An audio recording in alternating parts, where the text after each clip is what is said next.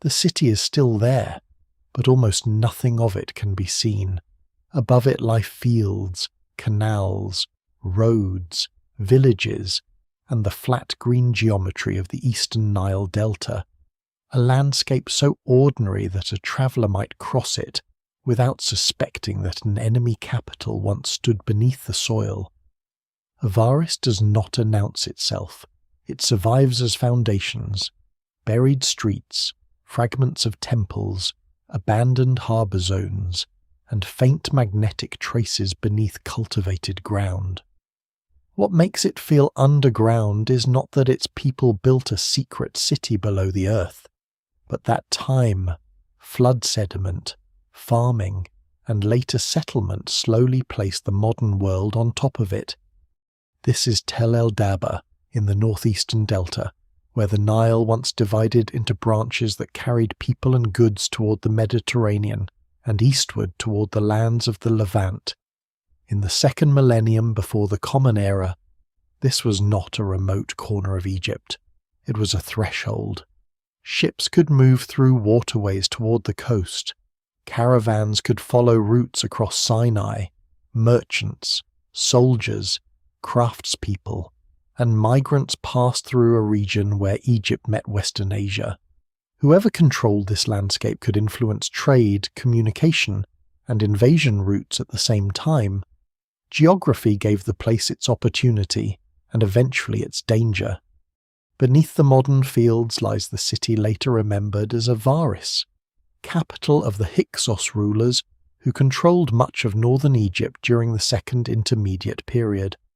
Their rise became one of the most unsettling episodes in Egyptian history, not simply because outsiders ruled part of the country, but because they ruled from inside it. They occupied an Egyptian city, used Egyptian titles, participated in Egyptian systems of kingship, and yet maintained connections, customs, and identities that reached beyond the Nile Valley. Centuries later, Egyptian tradition would compress this complicated history into a darker memory of foreigners, disorder, and national humiliation. But the buried city tells a less convenient story. It suggests that the people behind Hyksos' power did not necessarily appear all at once as a conquering army. Many may have arrived gradually, living, trading, marrying, working, and accumulating influence over generations before political control changed hands. That slower transformation is one reason Avaris matters. The city is not merely the headquarters of an enemy dynasty. It is evidence of how a frontier can become a centre, how a trading community can become a political force, and how cultural boundaries that appear sharp in royal propaganda often look far less certain in the ground. The earlier settlement layers reveal communities shaped by both Egyptian and Near Eastern traditions. Houses, burials, ceramics, weapons, cult practices, and patterns of food production do not all speak with one cultural voice. Some inhabitants followed customs familiar from the Levant. Others lived within recognizably Egyptian traditions. Many likely moved between both worlds without seeing a contradiction.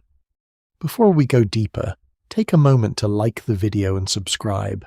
If this is the kind of history and mystery you enjoy, the landscape itself is part of the mystery because the delta is a difficult place for ancient cities to survive visibly.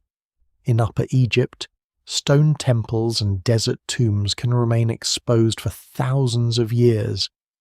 In the delta, mud brick architecture stands against water, shifting river channels, cultivation, and the constant rebuilding of human settlement. Mud brick walls can dissolve into low bands of earth, while harbours become fields as river branches silt up. Entire neighbourhoods can disappear beneath later occupations without leaving a monument that catches the eye.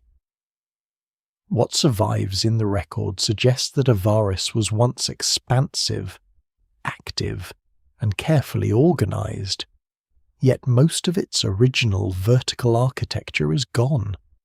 Archaeologists often work with the lowest courses of walls, floor levels, post holes, pits, drains, pottery scatters, and the negative spaces left by structures that no longer exist. For much of its history after abandonment, the city was not remembered through a visible ruin. Its identity had to be reconstructed. Excavation revealed pieces of the settlement, but the full extent of Avaris could not be uncovered simply by opening one trench after another. Modern villages, agricultural land, and the enormous scale of the site made that impossible.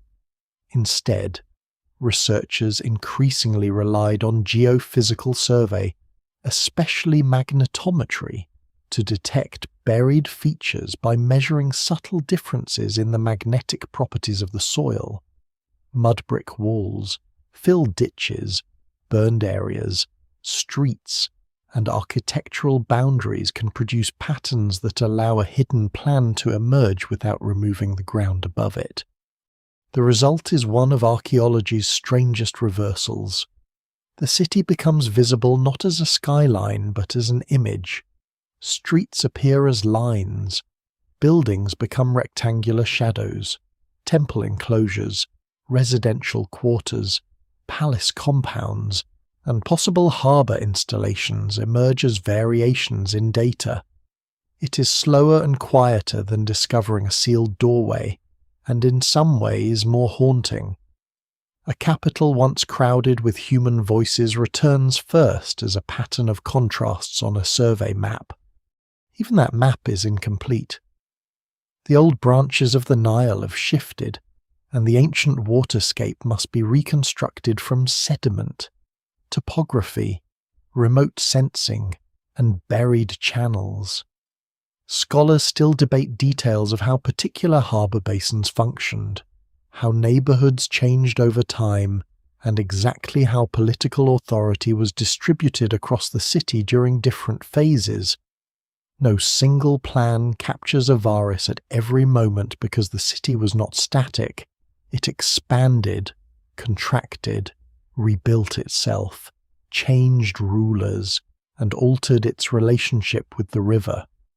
The Avaris of merchants was not identical to the Avaris of kings, and the capital at the height of Hyksos power was not the same place after its conquest by rulers from Thebes. Yet the location explains why the settlement could become so powerful. From here, the Hyksos could look southward into Egypt and eastward toward allied or connected communities beyond the delta.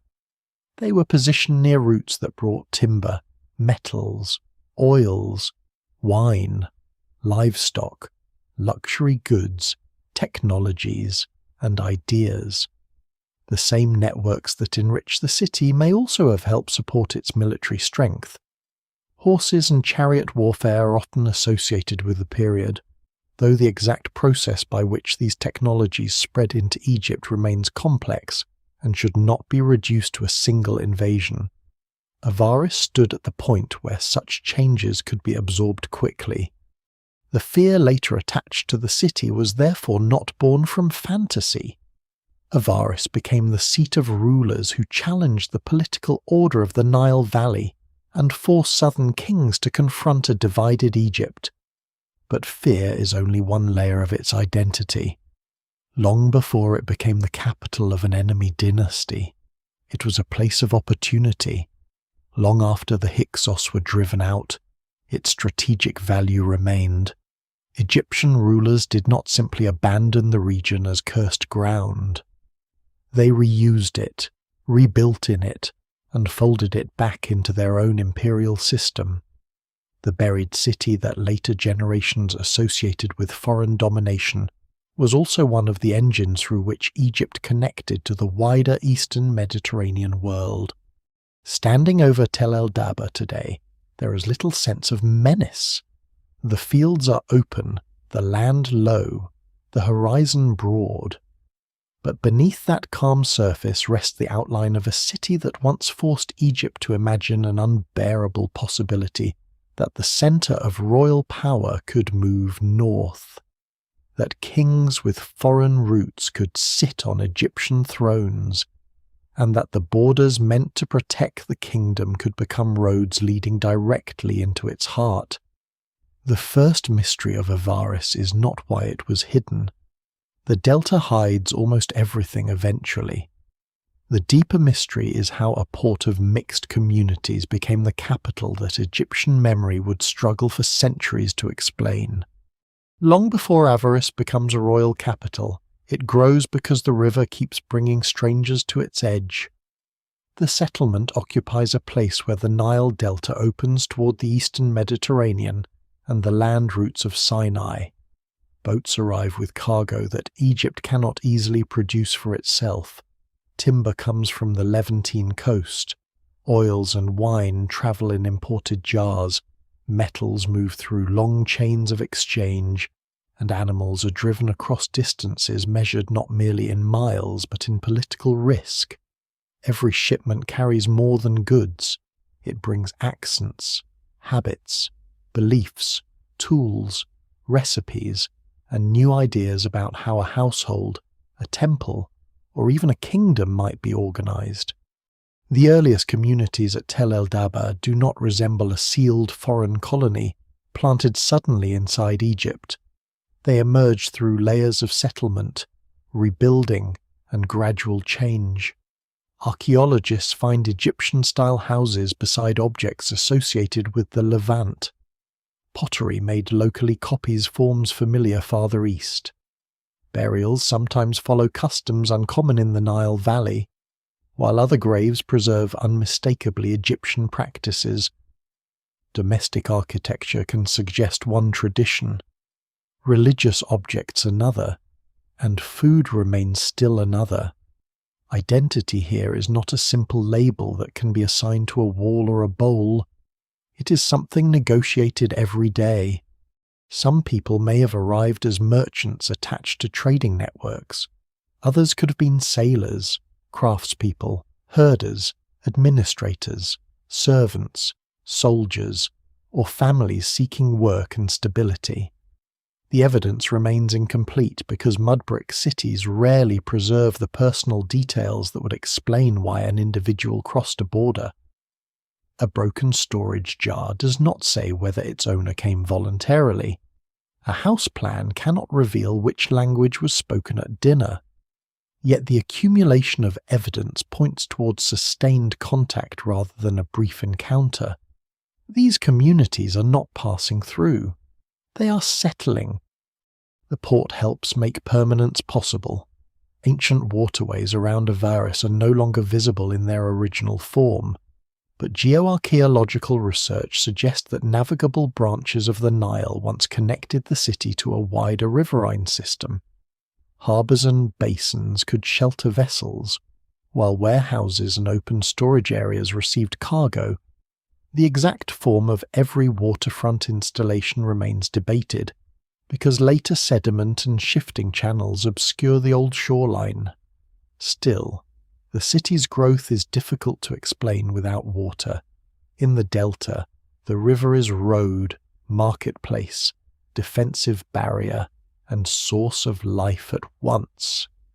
Trade leaves traces in unexpected places. Imported amphorae reveal the movement of wine. Cedar and other woods point toward regions beyond Egypt's natural supply. Weights, seals, and administrative practices suggest attempts to control goods passing through the settlement. Even animal bones can expose distant connections, showing what people ate, bred, sacrificed, or transported. Avaris is therefore not simply a collection of homes near a river. It is an organized node in an international system, a place where someone records what arrives, someone stores it, someone taxes or redistributes it, and someone profits. The people living here also reshape the religious landscape. Small sanctuaries and cult spaces reflect traditions with roots in both Egypt and the Near East. Deities can travel just as effectively as merchants. Their names change across languages, their attributes merge, and their symbols acquire new meanings. At Avaris, the storm god of the Levant becomes especially important, eventually being associated with the Egyptian god Seth. This connection is not accidental. A storm deity suits a community tied to sea travel, warfare, and the unpredictable weather of the eastern Mediterranean, while Seth already carries associations with power, desert frontiers, and dangerous force. The resulting religious world is neither purely foreign nor purely Egyptian. That blending does not mean everyone lives in harmony. Ports are places of opportunity, but they are also places of tension. Migrants can become indispensable while remaining socially distinct. Local officials may welcome trade yet distrust the communities controlling it. Foreign customs can be adopted in one generation and condemned in another. There is no surviving archive that records the arguments of ordinary households, and scholars still debate how sharply different groups separated themselves within the city. What survives in the record suggests coexistence, but coexistence is not the same as equality or peace. A lesser-known clue to the city's mixed character comes from its burial practices.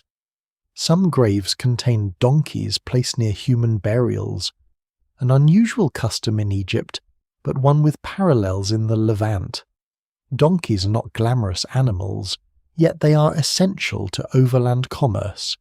They carry loads across roads where boats cannot travel, linking river ports to inland markets.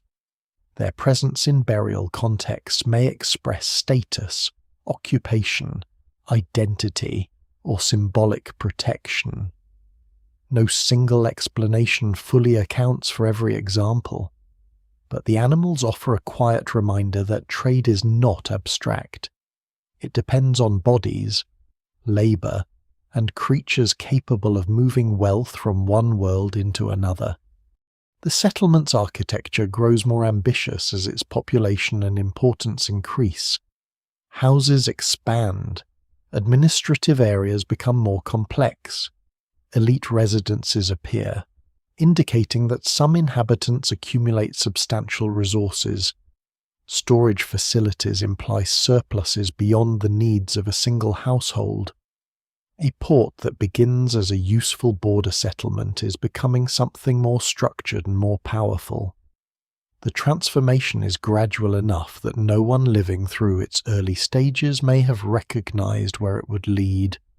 Egypt itself is also changing. Central royal authority weakens after the Middle Kingdom, and power becomes more fragmented. In periods of strong government, a strategically placed foreign-connected community can be supervised, taxed, and incorporated into the state. When the centre loses control, the same community may gain room to act independently. Local leaders who once served Egyptian institutions can begin controlling their own revenues, guards, warehouses, and diplomatic contacts.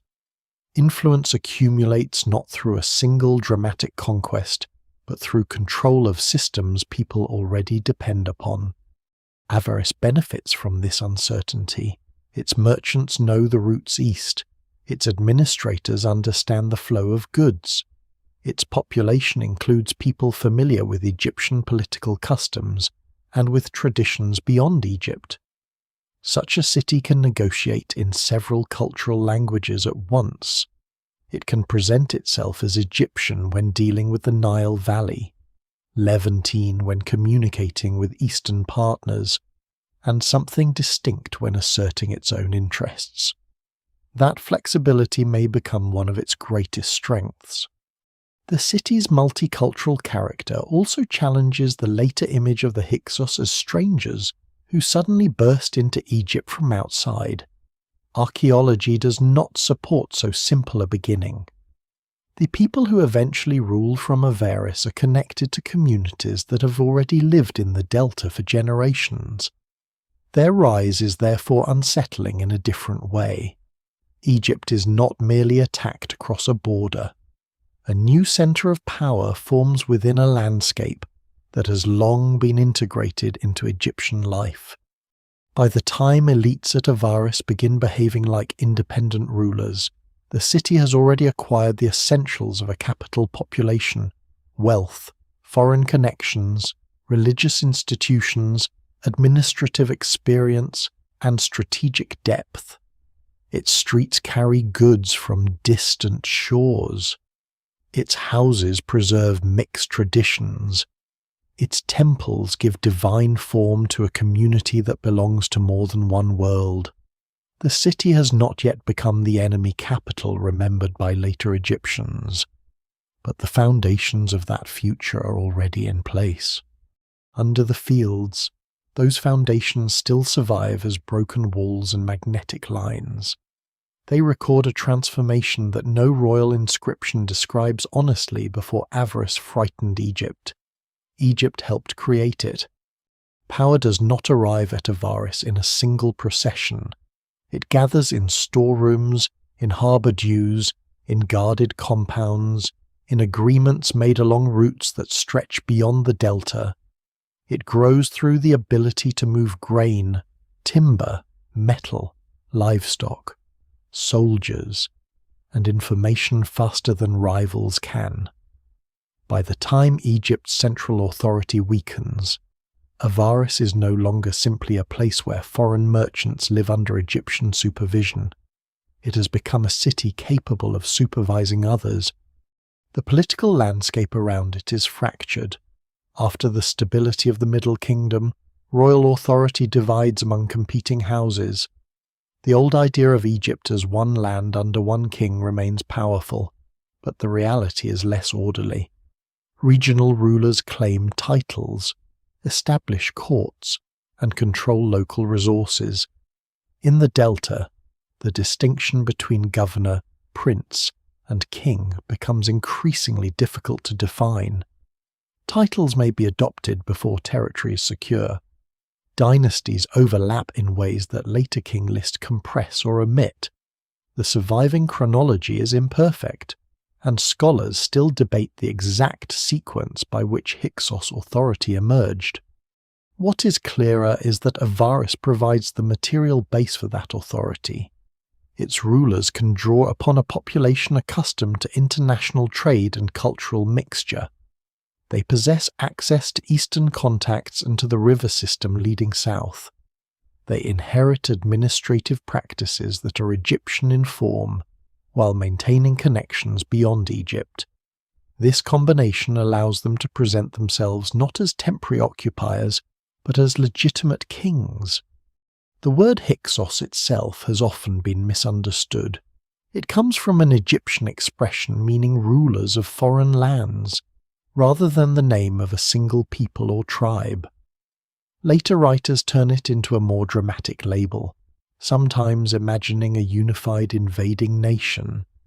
Archaeology suggests a more complicated reality. The ruling elite at Avaris probably had strong roots in populations of Western Asian origin, but the city around them included Egyptians and people of mixed backgrounds. Their political identity cannot be reduced to ethnicity alone. Once established, these rulers adopt the language of Egyptian monarchy. They use royal names enclosed in cartouches. They commission seals and monuments. They honor Egyptian gods while elevating deities especially important in Avaris. They do not abolish the institution of Pharaoh. They claim it. This is one of the most important and uncomfortable details in the story. The Hyksos do not rule Egypt by rejecting Egyptian kingship. They rule by mastering its symbols. Among the best-known Hyksos kings is Khayan, whose name appears on objects found not only in Egypt but across a wide geographic area. Seals and prestige items bearing his name have been discovered far from Avaris, suggesting diplomatic exchange, trade, or the circulation of royal gifts.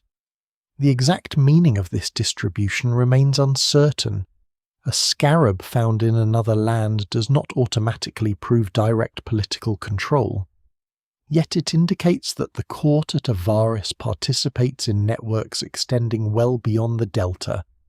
The palatial complexes beneath Tel el-Daba reflect this growing confidence. Their surviving foundations reveal reception areas, administrative rooms, storage facilities, courtyards, and spaces designed to separate access by status. Architecture becomes a language of authority. A visitor approaching such a complex does not simply enter a large house. Movement is controlled through gateways and courts. Officials can be received in one area, goods counted in another, and ceremonies staged where the ruler's position is made visible. Only the lower levels remain, so any reconstruction of the upper stories must be cautious. Walls that once rose above head height have largely vanished. Roofs, staircases, painted decoration, and wooden fittings survive only in fragments or as indirect traces.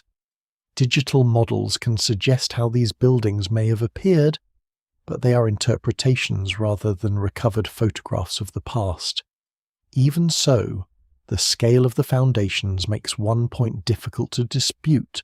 Avaris contains architecture appropriate to a royal centre. A surprising object from one palace zone is a fragment of a cuneiform tablet. Cuneiform is not the normal script of Egyptian administration.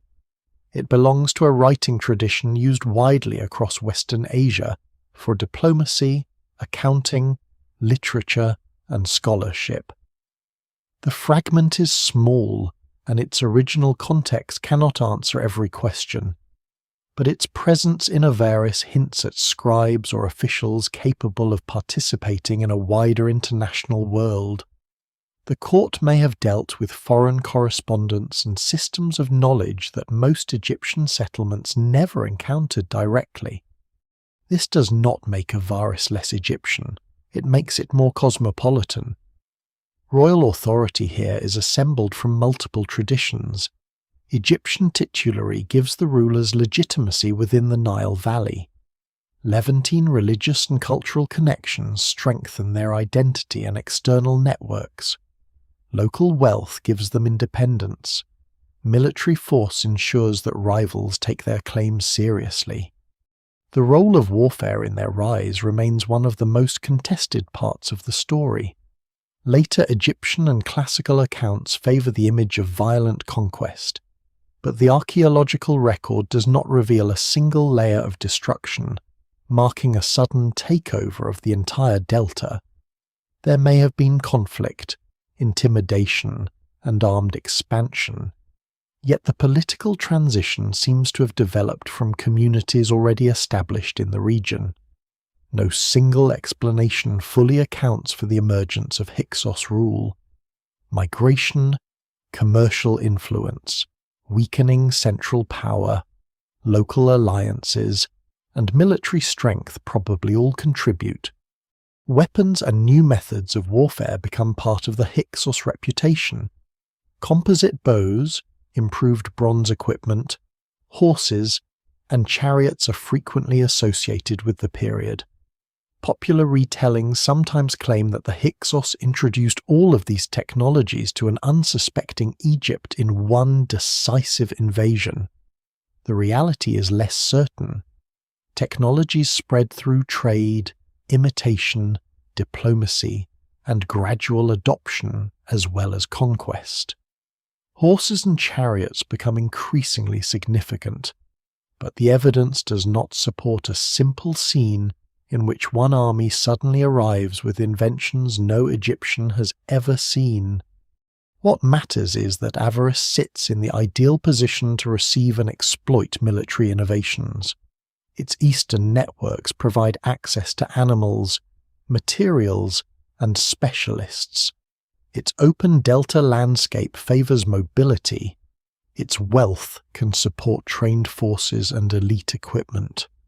A ruler based there can defend the eastern approaches while threatening the river routes leading south. As the court grows stronger, Avaris becomes the capital of what historians call the 15th Dynasty.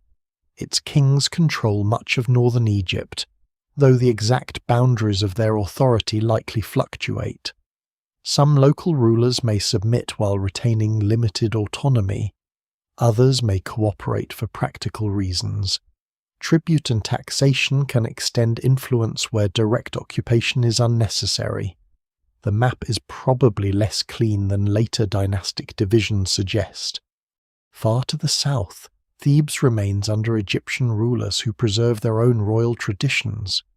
Between the two centres lies a long and unstable political space. For a time, coexistence is possible. Northern and southern kings may exchange goods even while viewing one another as rivals. Trade does not stop merely because legitimacy is disputed. Ancient states are quite capable of conducting business with enemies. But the contradiction cannot remain harmless forever. Both courts claim a version of Egyptian kingship, both draw authority from divine order, both depend on the idea that a true king should not be subordinate to another. Avaris may be culturally mixed, but its rulers are no longer guests within Egypt. They are pharaohs in their own capital, issuing commands from palaces built over the foundations of an old trading settlement. The transformation is complete enough to change how the city is remembered. The harbour that once welcomed strangers now supports a dynasty later described as foreign. The houses of merchants stand beneath royal compounds. The networks that enriched Egypt now sustain a rival kingdom inside it. What began as movement across borders has become a struggle over who has the right to define the land itself. The royal city does not consist only of palaces. Around the court spreads a dense human world of workshops, kitchens, storerooms, stables, shrines, houses, administrative offices, and waterfront spaces where the wealth of Avaris is turned into daily life. Kings may dominate the surviving story, but a capital functions because thousands of ordinary tasks are performed with precision. Grain must be measured, animals fed, roofs repaired, boats unloaded, clay sealed around jars, accounts checked, and fires maintained through the night. Most of the city is built from mud brick, the ordinary architectural material of ancient Egypt. Stone is expensive and often reserved for thresholds, columns, sacred fittings, or prestigious monuments. Mud brick is cheaper, flexible, and well suited to rapid construction, but it is vulnerable to water and erosion. Once roofs collapse and walls are abandoned, buildings can slowly return to earth. The city beneath el-Daba is therefore preserved less as intact rooms than as overlapping plans. With one generation's walls cut through or covered by the next, these plans reveal differences in status. Some homes are modest, arranged around small courtyards where light and air enter the interior. Others are spacious residences with storage rooms, reception areas, and carefully organized movement between public and private spaces. Elite households may include servants, dependents, scribes, craft specialists, and visitors from distant regions. Within them, imported objects sit beside locally made goods, creating domestic interiors that reflect the wider identity of Avaris. A household near the palace might wake to several languages. Egyptian is spoken in administration and daily exchange, while people with Levantine ancestry may preserve Semitic languages within families or trading communities. Written evidence from ordinary life is limited, so the soundscape cannot be reconstructed with certainty. Yet a port capital connected to multiple regions is unlikely to have been linguistically uniform. Accents alone may reveal where someone was born, where their parents came from, or which routes they travel. Food offers another glimpse of cultural mixture. Bread and beer remain foundations of the Egyptian diet, produced in large quantities from grain, onions, legumes, dates, fish, and domesticated animals supplement the table. Imported wine appears in transport jars, especially in elite and ceremonial settings. Different methods of preparing meat or selecting animals may preserve traditions brought from the Levant, although archaeologists must be careful not to assign identity too easily from a single meal. Kitchens leave behind ash, ovens, grinding stones, animal bones, and pottery stained by use. These remains are rarely as visually impressive as royal jewellery, yet they record the rhythm of the city with unusual honesty. A palace proclamation can exaggerate. A rubbish pit has less reason to lie. From discarded fragments, researchers can estimate what people consumed, which animals were common, and how wealth shaped access to food. Craft production also changes as Avaris expands. Potters manufacture vessels in Egyptian and Near Eastern forms. Metalworkers repair weapons, tools, fittings, and ornaments. Carpenters depend upon imported wood for objects that local timber cannot easily provide. Textile production requires spinning, weaving, dyeing, and the management of large quantities of fibre. Beads, scarabs, seals, and small amulets pass through workshops where cultural styles are copied, adapted, and combined. Some artisans may work directly for the palace, while others serve private clients or merchants. The evidence remains incomplete because workshops can be difficult to identify when tools are removed and buildings reused. Concentrations of slag, moulds, unfinished objects, pigments, or specialized installations can suggest particular industries, but rarely reveal how labor was organized in every detail. Still, the city's material variety would be impossible without a large and skilled workforce. The administrative system binds these activities together. Goods arriving at a storeroom can be recorded, sealed, and redistributed. Clay ceilings preserve impressions from scarabs or stamp seals, sometimes bearing royal names or symbols of office, once broken. They become archaeological evidence of containers opened, doors accessed, and transactions completed. A fragment only a few centimeters wide can identify the presence of a king's administration in a room where every wooden chest and papyrus record has vanished. Within the palace compounds, architecture controls who approaches power. Outer courts accommodate larger groups and public activity. Inner rooms restrict movement. Raised platforms or audience spaces emphasize hierarchy by placing the ruler physically above those who enter. Storage magazines contain provisions or tribute, while administrative chambers support the officials who convert wealth into authority, even without surviving upper walls. The arrangement suggests that royal ceremony is carefully choreographed. The palace associated with the Hyksos period may have contained brightly painted surfaces, wooden doors, textiles, and furnishings now lost. Floors could be plastered, columns painted, and walls decorated with scenes intended to impress visitors.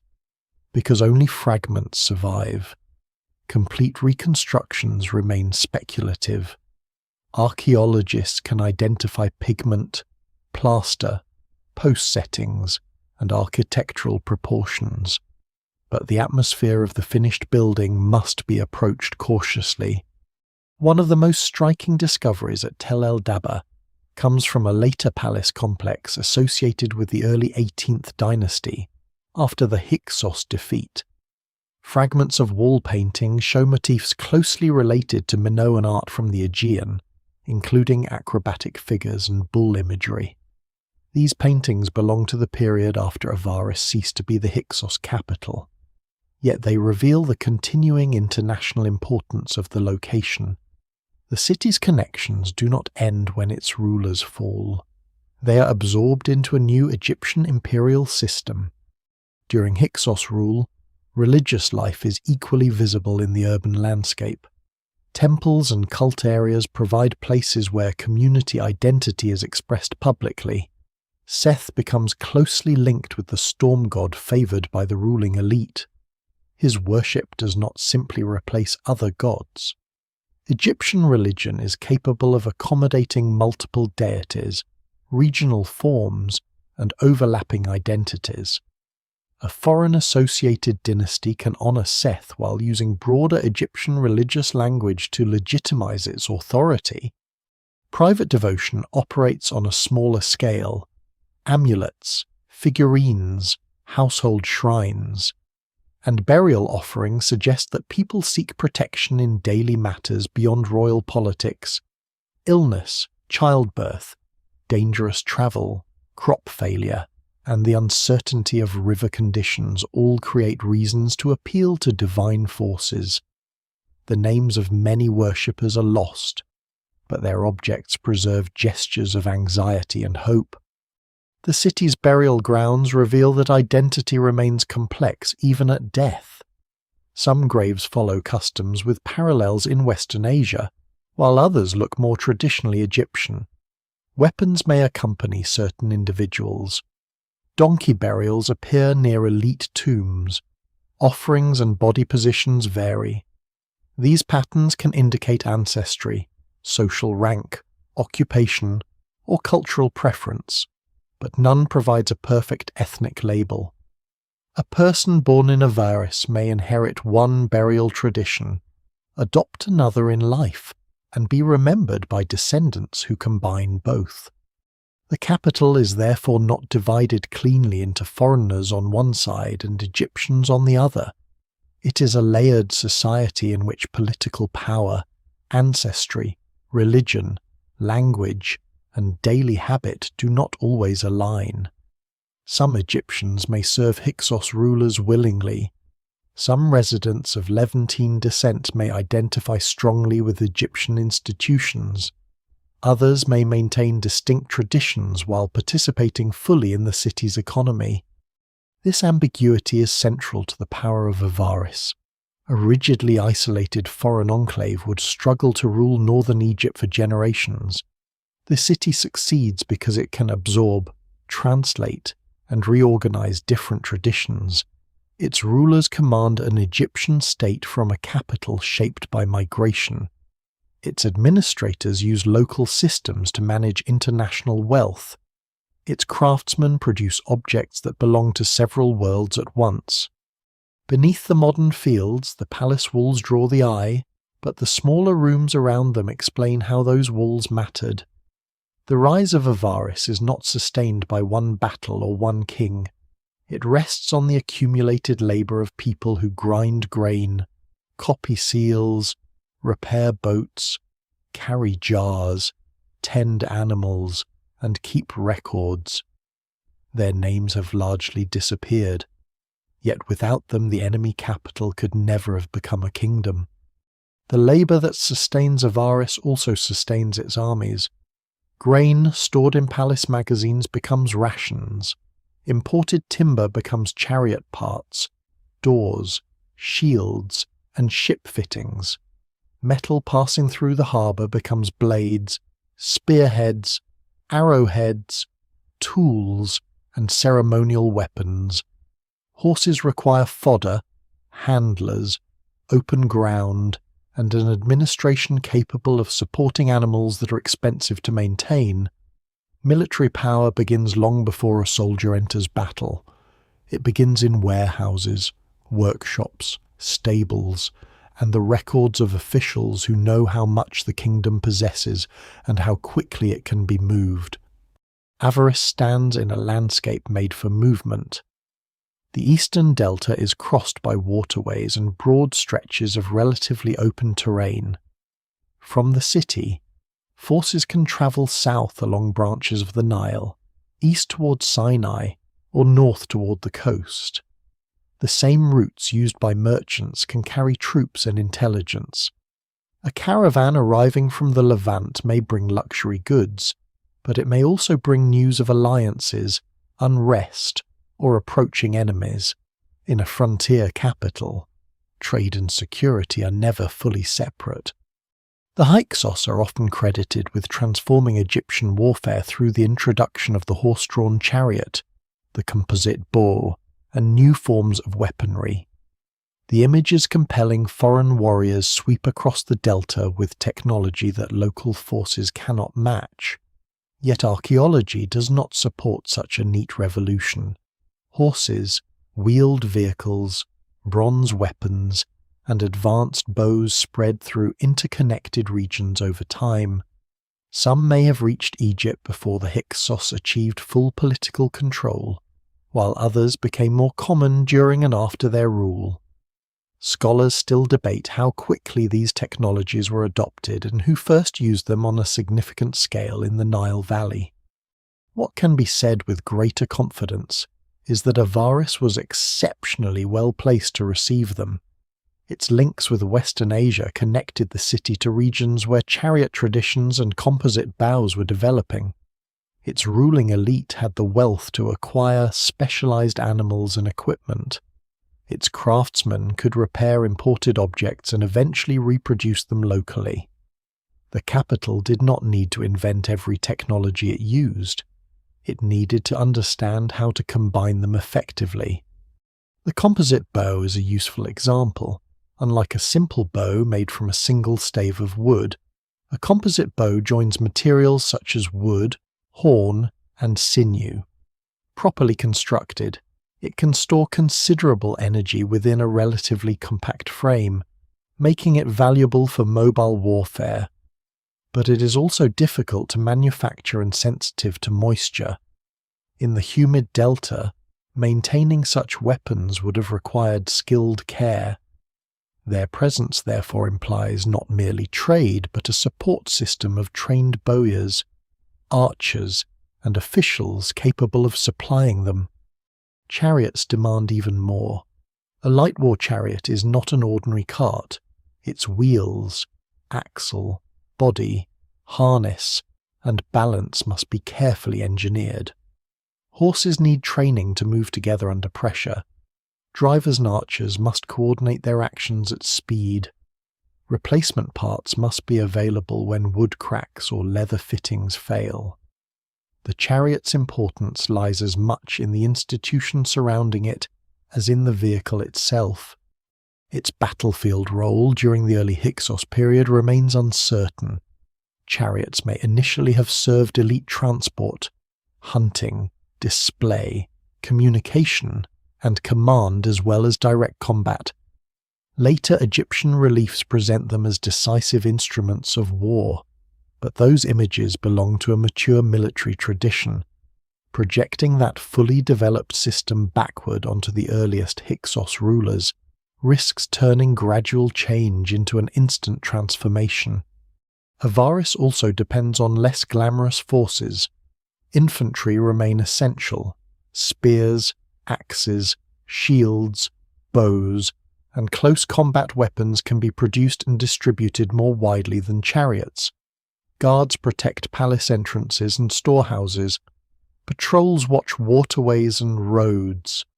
Fortified positions may control strategic approaches, while allied communities provide additional manpower. The surviving evidence does not reveal the precise organization of the Hyksos army, but no kingdom could control northern Egypt through a small group of chariot elites alone. The city's multicultural population may have been an advantage in recruitment. Men familiar with different regions, languages, and fighting traditions could serve as scouts, interpreters, guards, sailors, or mercenaries. Egyptian states had long incorporated foreigners into military and labor systems, so this was not unique to the Hyksos. What changes at Avaris is the center of command.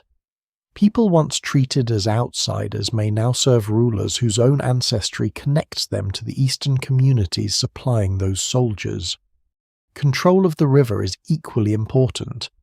The Nile carries food, troops, tribute, and royal messages. A fleet does not need to resemble the warships of later empires to be strategically decisive. Boats can move soldiers around obstacles, supply distant garrisons, or block traffic between rival territories. Avaris, with its harbour landscape, can support naval movement while maintaining communication with Mediterranean and Levantine routes. The exact borders of Hyksos power are difficult to draw. Later reconstructions often divide Egypt into clear northern and southern zones, but ancient authority is rarely so tidy. Some towns may have been directly controlled by officials from Avaris. Others may have paid tribute, recognized Hyksos titles, or cooperated while retaining local leadership. Strategic points along the river matter more than continuous occupation of every village. The ability to interrupt trade or project force can be more valuable than placing administrators everywhere. The Hyksos court also appears to have maintained relations with powers beyond Egypt. Objects bearing royal names circulated across the eastern Mediterranean and Near East, although their presence does not prove conquest. They may represent gifts, trade, diplomatic exchange, or objects carried far from their original owners. A lesser-known clue is the cuneiform tablet fragment found at Avaris, suggesting that the court had at least some contact with the written diplomatic culture of Western Asia.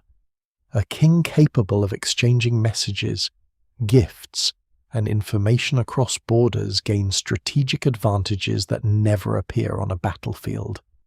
Threat also travels through those networks. Avaris must watch the East as carefully as it watches the South. Its position is powerful because it connects worlds, but the same openness makes it vulnerable. Rivals can follow the routes that enrich the city. Alliances can shift. A friendly trading partner can support an enemy. The capital's security depends upon constant awareness of events beyond the horizon. Within Egypt, the southern rulers at Thebes remain the most persistent challenge. For a time, distance and intermediate territories allow the two powers to coexist. Theban kings govern in the south while the Hyksos dominate the delta and exert influence farther upriver. Goods may continue moving between their realms.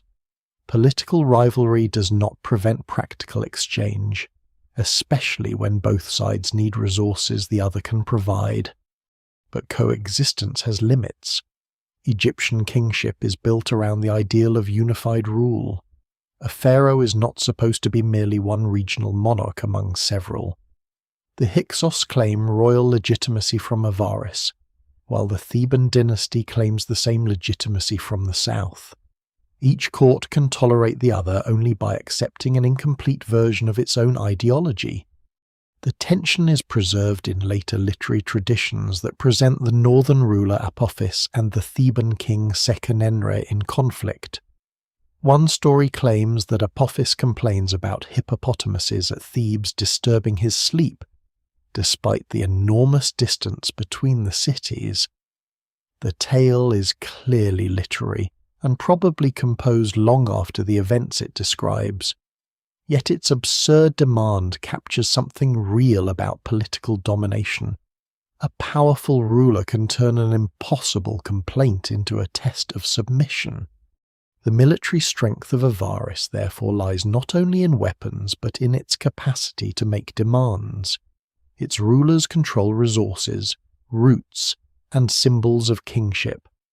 Their power reaches beyond the visible limits of the city, because people elsewhere must calculate how it might be used. Still, no system is invulnerable. Every chariot depends on roads and supplies. Every garrison depends on grain. Every alliance depends on confidence. As Thebes grows stronger, the same networks that built Hyksos power become targets. The buried capital has learned how to command the delta, but farther south another court is learning how to challenge it. Near one of the palace complexes at Avaris, archaeology uncovers a scene that seems designed to confirm every dark story later told about the city. In several pits beside a ceremonial area lie human hands, separated from the bodies to which they once belonged and deposited in groups. The discovery is startling not because ancient warfare is unexpected, but because the remains appear within the formal space of a royal residence. They're not scattered across a battlefield or hidden in an ordinary grave. They have been brought into the palace and placed where an act of power could be witnessed, counted, remembered, or rewarded.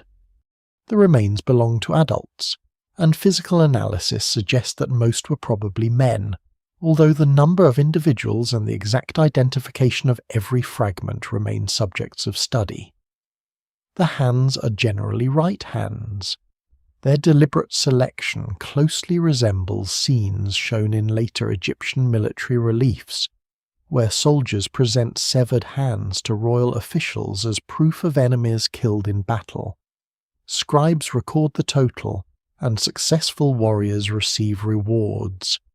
The images come mainly from periods after Hyksos rule, but the deposits at Avaris suggest that some form of the practice existed earlier than the surviving monumental scenes.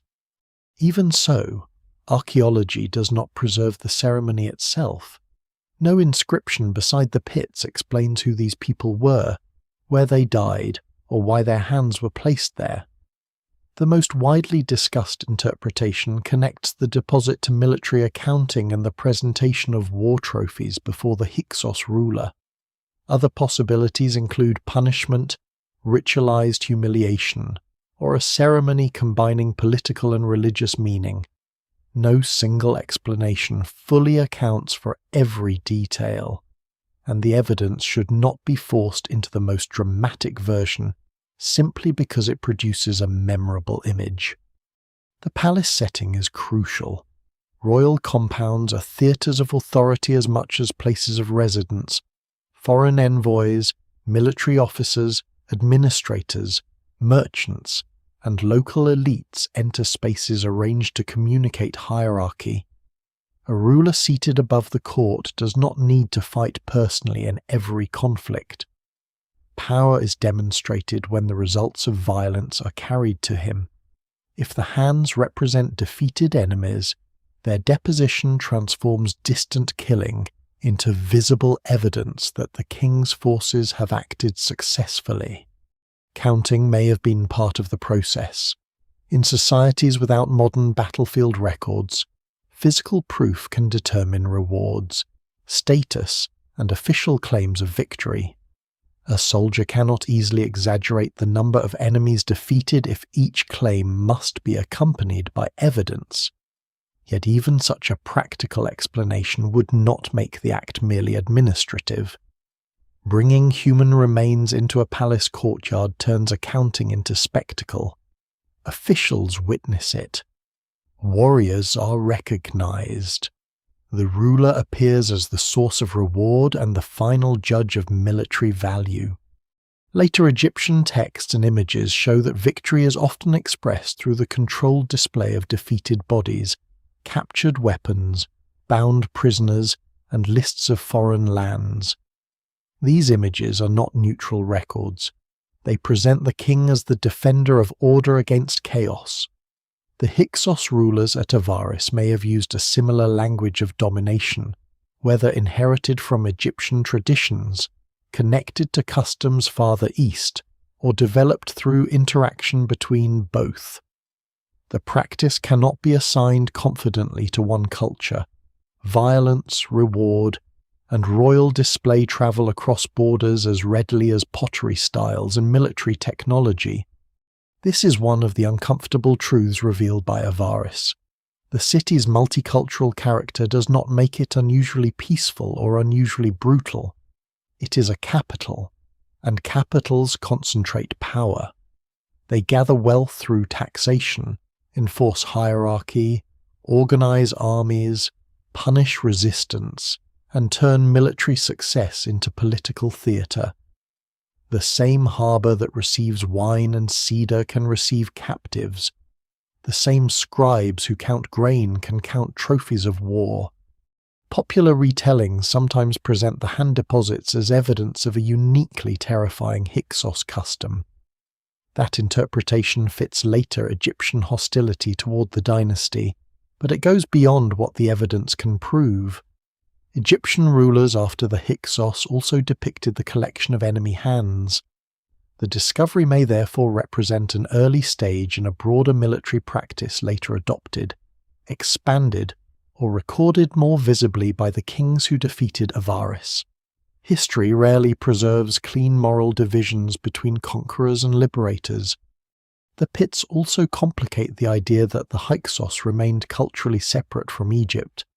If the ceremony reflects an Egyptian-style system of military reward, then the rulers of foreign ancestry are again shown operating through institutions recognizable within the Nile Valley.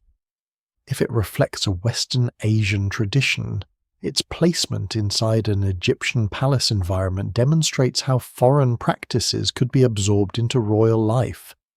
Either way, the scene belongs to the hybrid political world of Avaris. Other finds from the city reveal a quieter but equally significant relationship between ritual and authority. Temples, offering deposits, animal remains, sacred objects, and seal impressions show that religion is embedded in administration. The ruler's favored god is not only a private source of devotion. Divine support helps justify political control. At Avaris, Seth is closely associated with the storm god worshipped in the Levant, creating a powerful patron for a dynasty connected to frontier landscapes, warfare, and the Eastern world. Storm gods command forces that are both destructive and life-giving. Rain can sustain lands beyond the dependable reach of the Nile, while thunder and violent weather express terrifying power. In Egypt, where agricultural life depends primarily on the river's inundation, a storm deity carries a somewhat different emotional weight. His importance at Avaris reflects the city's outward-facing identity. The capital looks toward regions where rainfall, sea travel, and mountain storms shape life more directly.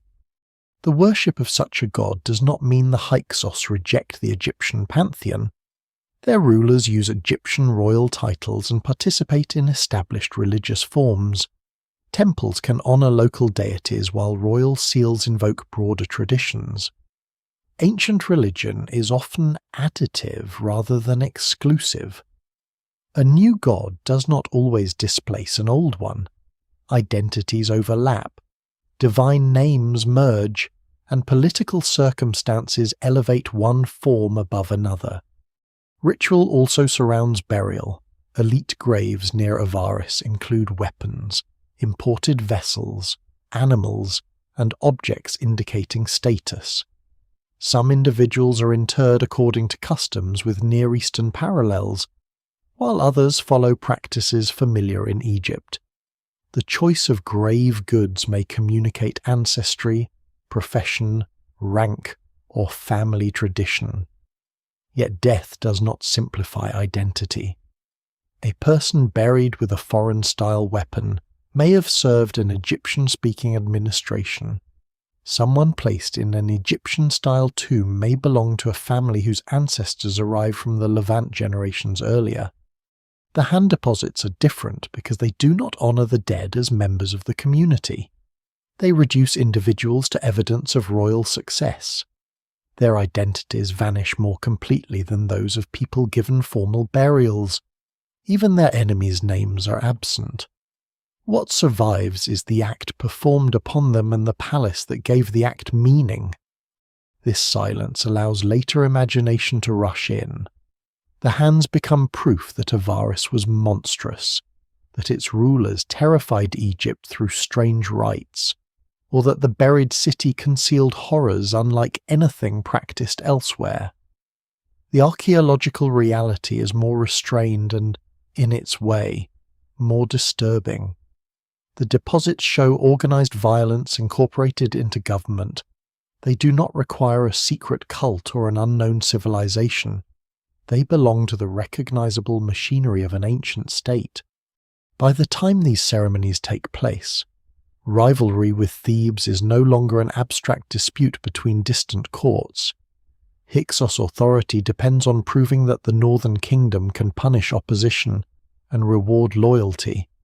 Every trophy presented at the palace strengthens that message. but royal displays are often most elaborate when power must be continually demonstrated. The hands buried near the court speak of victory, yet they also reveal a kingdom preparing for conflict in a divided land. Far to the south, Theban rulers are constructing their own story of legitimacy. They will soon present themselves not merely as regional rivals, but as restorers of Egypt. When their armies begin moving north, the palace at Avaris will no longer receive only the evidence of other people's defeats. The city itself will become the objective. The challenge to Avaris begins far beyond the reach of its palace courtyards, in the southern city of Thebes, where another royal house refuses to accept that Egypt can remain divided. The distance between the two capitals is considerable, and for a time that distance allows both kingdoms to exist without immediate destruction. Yet every year of coexistence sharpens the contradiction. The Hyksos rulers claim the authority of Pharaoh from the delta. The Theban rulers claim the same authority from Upper Egypt.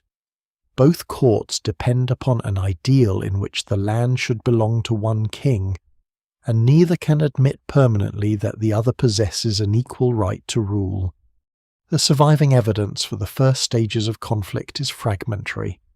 Later inscriptions celebrate victory and compress years of struggle into a clear national story, but the war itself was probably less orderly. Alliances shifted, local rulers made practical choices, and control of towns along the Nile may have changed more than once. Scholars still debate the chronology of several campaigns and the precise territories held by each side at different moments. What survives in the record suggests not one sudden uprising, but a sequence of confrontations that grew increasingly difficult to contain.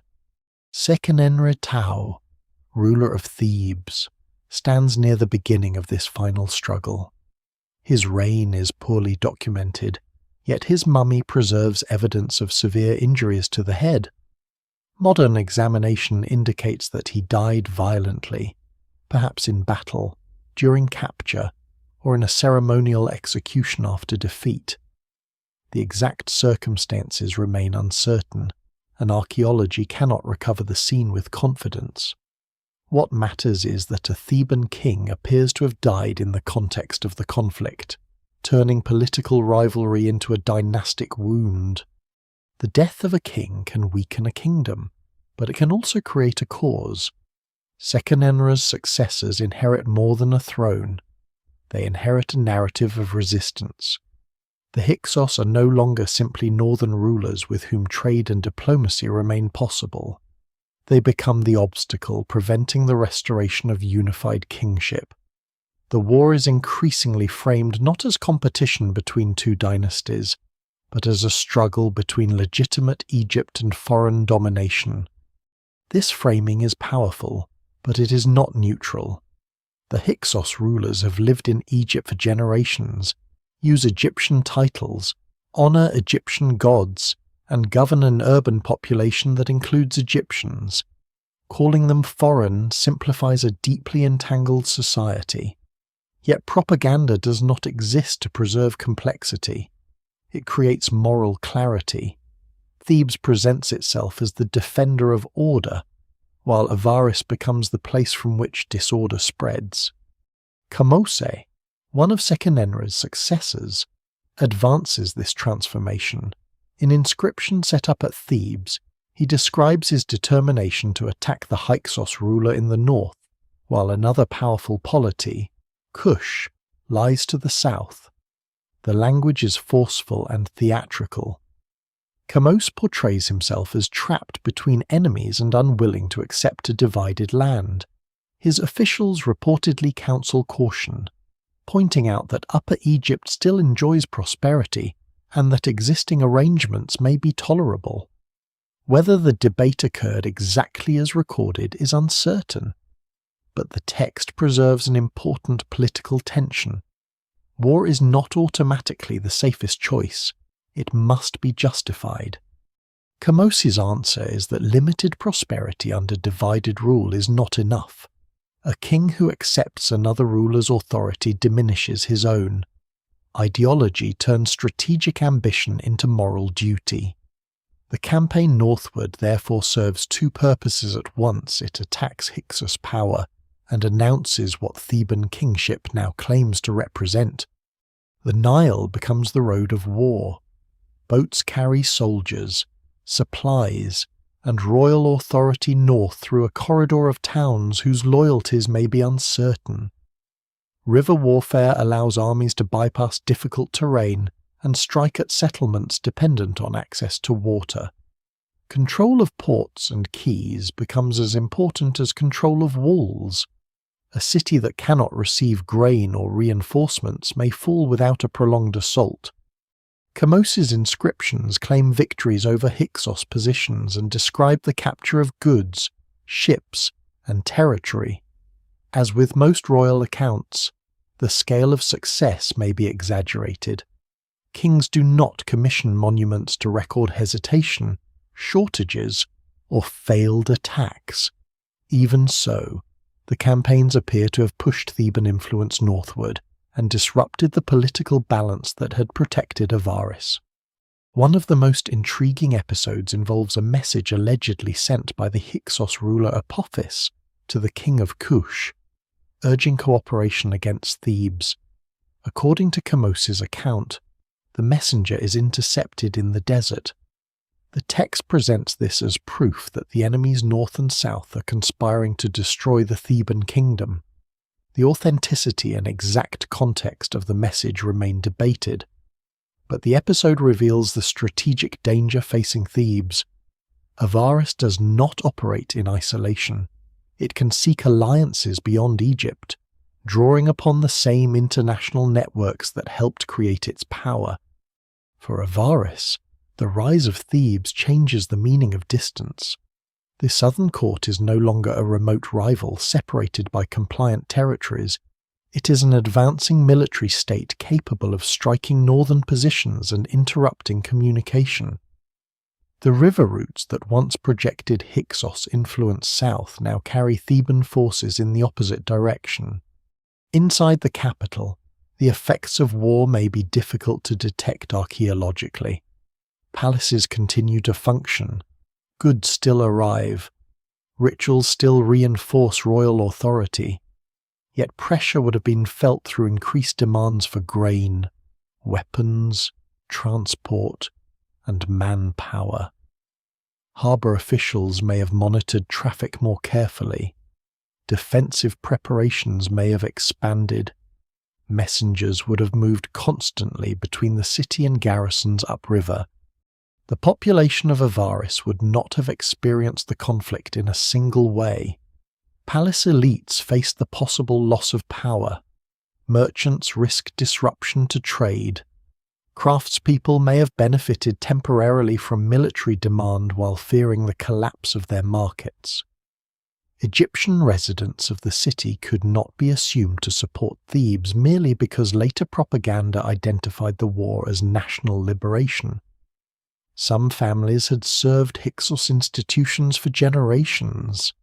Loyalty often follows livelihood, kinship, and local security more closely than abstract identity. Thebes itself was not fighting with a culturally uniform army. Egyptian states regularly incorporated Nubians, Medjay, and other groups into military service. The conflict cannot be reduced to Egyptians facing foreigners in two separate camps. Both sides drew strength from mixed populations and cross-border connections. The difference lay in the stories each court told about that mixture. Kamose's campaigns do not appear to have destroyed Avaris. His reign was brief, and the final conquest belongs to his successor Ahmose. Yet Kamose altered the strategic landscape. He demonstrated that Hyksos positions could be attacked, and that the northward advance could be presented as the central mission of Theban kingship. The war ceased to be optional. Avaris still possesses wealth, fortifications, ships, experienced officials, and access to the eastern routes. Its rulers still command a capital that has survived political uncertainty for generations. But the balance has shifted. The enemy is moving closer, and each town lost along the Nile narrows the space between Thebes and the delta. The buried city has spent centuries drawing people and resources toward itself. Now the river carries something else toward its walls, a dynasty shaped by defeat, determined to turn memory into conquest. Ahmose inherits a war that has already outlived at least 2 Theban kings. He also inherits the advantage their campaigns created. Hyksos authority has been pushed back toward its center. Southern resistance has become organized, and the reunification of Egypt can now be presented as both a political necessity and a sacred obligation. The young ruler's task is no longer to prove that Avaris can be challenged. It is to reach the city, break its power, and prevent its rulers from rebuilding beyond the eastern frontier. The final struggle is known only through scattered evidence. No complete campaign journal survives. Royal monuments emphasize triumph rather than sequence, while archaeological remains at el-Daba do not provide a simple burned layer that can be matched neatly to one decisive assault. Much of the narrative depends on inscriptions written by men who served in Ahmose's forces, especially the autobiographical account of a naval soldier also named Ahmose, son of Abana. His tomb inscription describes repeated fighting around Avaris, rewards for bravery, and later campaigning at Sharahen in southern Canaan. It is one of the closest surviving voices to the conquest. Yet even this account was created to commemorate an individual career, not to give a complete history of the war. The soldier begins as a crewman on royal ships, following the king northward through the Nile system. His description reminds us that the campaign against Avaris is as much naval as terrestrial. The delta's branches, canals, marshes, and harbour basins shape every movement. An army approaching the capital must keep supply boats close, secure landing points, and prevent Hyksos vessels from moving troops or provisions. Avaris grew powerful because of water. The same waterways now guide the enemy into its territory. Fighting appears to occur in stages. The inscription refers to combat near Avaris and to repeated actions in which the soldier takes captives or proves his success before royal officials. He receives gold and enslaved prisoners as rewards, illustrating the institutional machinery behind Theban warfare. Courage is recorded, reported, and compensated. The system resembles the military accounting implied by the hand deposits near the Hyksos palace. Once again, the supposed moral boundary between the 2 kingdoms becomes less distinct when their practices are compared. The city's exact defences remain uncertain. Avaris may have possessed fortified sectors, guarded entrances, waterways serving as natural barriers, and military installations protecting strategic approaches. Yet it was not necessarily surrounded by one enormous wall enclosing every district. Its size, changing river landscape, an extended settlement pattern would have made defence complex. Some quarters may have been abandoned or bypassed while others continued functioning. A capital can begin to collapse before its central palace is physically captured. Ahmose's forces likely aim to isolate the city. River access could be restricted, outlying positions could be taken one by one, agricultural land and supply routes could be threatened. Avaris depended upon networks extending eastward, but those routes were also vulnerable if Theban forces controlled key crossings. The siege remembered in later tradition may therefore have been a sequence of blockades, raids, negotiations, and assaults rather than one uninterrupted encirclement. The evidence remains incomplete regarding how long the final operations lasted.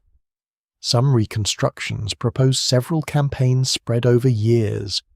The repeated references in the soldier's inscription suggest that Avaris did not fall at the first appearance of Ahmose's fleet. Hyksos rulers had access to experienced troops and a population invested in the city's survival. Even after losing territory farther south, they retained the resources of a major capital and the possibility of support from beyond Egypt. Inside Avaris, daily life would have narrowed around the demands of defense. Grain once prepared for trade was redirected to troops, boats were requisitioned, workshops repaired weapons and equipment. Officials watched stores diminish while calculating whether Eastern allies or vassals could still reach the city. The palace continued to perform kingship, but ritual display could not reverse the loss of territory. Every ceremony proclaiming control took place inside a shrinking political world. There is no reliable account of panic in the streets, and it would be misleading to invent one. Archaeology rarely captures emotion directly. What it can reveal are changes in occupation, abandoned buildings, altered use of space, and the disappearance of institutions associated with the Hyksos court. The conquest appears to have ended the capital's political role without erasing the settlement completely. Some inhabitants may have fled east, others may have remained under the new regime. Administrators and craftspeople valuable to the victors could be absorbed rather than expelled. This possibility contrasts with later narratives of total liberation and mass removal.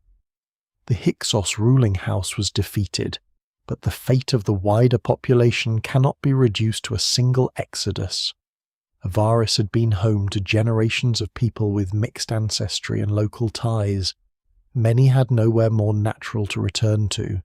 Their families, graves, workshops, and livelihoods were in the delta. Political identity can be destroyed more quickly than a population can be separated into pure categories.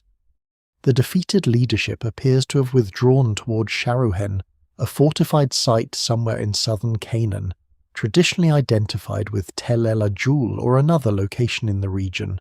Though the identification remains debated, Ahmose pursued them. The soldier Ahmose, son of Abena, states that Sharuhen was besieged for 3 years before it fell. If accurate, the length of the siege demonstrates that the war did not end when Avaris was taken. The Theban king intended to destroy the Hyksos capacity to regroup along Egypt's northeastern approaches. This pursuit also marks the beginning of a profound change in Egyptian strategy. Earlier rulers often treated the eastern delta as a border to be defended. Ahmose moves beyond it, attacking potential threats in Western Asia before they can return to Egypt. The experience of Hyksos rule helps create the security logic of the new kingdom. Egypt will seek safety not only through walls and frontier posts, but through campaigns, garrisons, alliances, and influence far outside the Nile Valley. Avaris therefore falls at the beginning of an empire. Its defeat allows Ahmose to reunify Egypt and establish the 18th dynasty. But the victors do not simply restore the world that existed before the Hyksos. They adopt technologies, military institutions, and international ambitions sharpened during the period of division. Chariots, composite bows, larger armies, and more aggressive foreign policy become central to the new state. The enemy capital is conquered, yet parts of the world it created survive inside the kingdom that replaces it. Thebes now controls Egypt, but the location of Avaris remains too valuable to ignore. Its harbours still connect the Nile to the eastern Mediterranean. Its routes still lead across Sinai. Its workshops, population, and accumulated knowledge cannot be erased without wasting the strategic prize for which the war was fought. The victors will rebuild in the region and eventually establish a major royal centre nearby. This continuity is one of the great ironies beneath Tel el-Daba. Egyptian royal memory portrays the conquest as the expulsion of a foreign contamination. Archaeology shows reuse, adaptation, and inheritance. Palaces change owners. Gods acquire new political meanings. The harbour continues receiving goods. International contacts expand rather than disappear. The Hyksos dynasty is gone, and Avaris will never again serve as the capital of its kings. Yet the city has not simply been annihilated. It passes into the hands of rulers who understand exactly why it became powerful. They have defeated the enemy at Avaris, but they are about to build their own future on the same ground. The conquerors do not leave Avaris to silence. Almost immediately, the region begins another transformation, this time under the rulers who have defeated the Hyksos and claim to restore Egypt. The old capital loses its dynasty, but not its importance. Its waterways still lead toward the Mediterranean. Its eastern roads still open towards Sinai and the Levant. Its harbour zones, workshops, and experienced population remain valuable to a kingdom that now intends to look beyond its borders with greater force than before.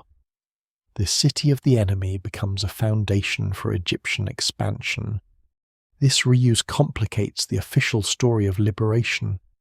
Royal ideology presents Ahmose as the king who expels foreign rulers and reunites the two lands. That achievement is real, but the aftermath is not a simple cleansing of the delta. The new state absorbs people, skills, military knowledge, and international connections developed during Hyksos rule. It also keeps using the landscape that made Avaris powerful. Geography is indifferent to propaganda. The river channels do not stop being strategic because a dynasty has fallen. Some parts of the former capital may have declined or changed function, while other districts continued under new administration. Archaeology cannot always determine whether a household remained occupied by the same family, was reassigned to newcomers, or stood empty for a time before being rebuilt. The evidence remains incomplete, especially where later construction disturbed earlier layers. Yet the continued importance of the site is unmistakable. New royal architecture appears in the region, and the eastern delta becomes a major centre for military preparation, maritime activity, and international exchange.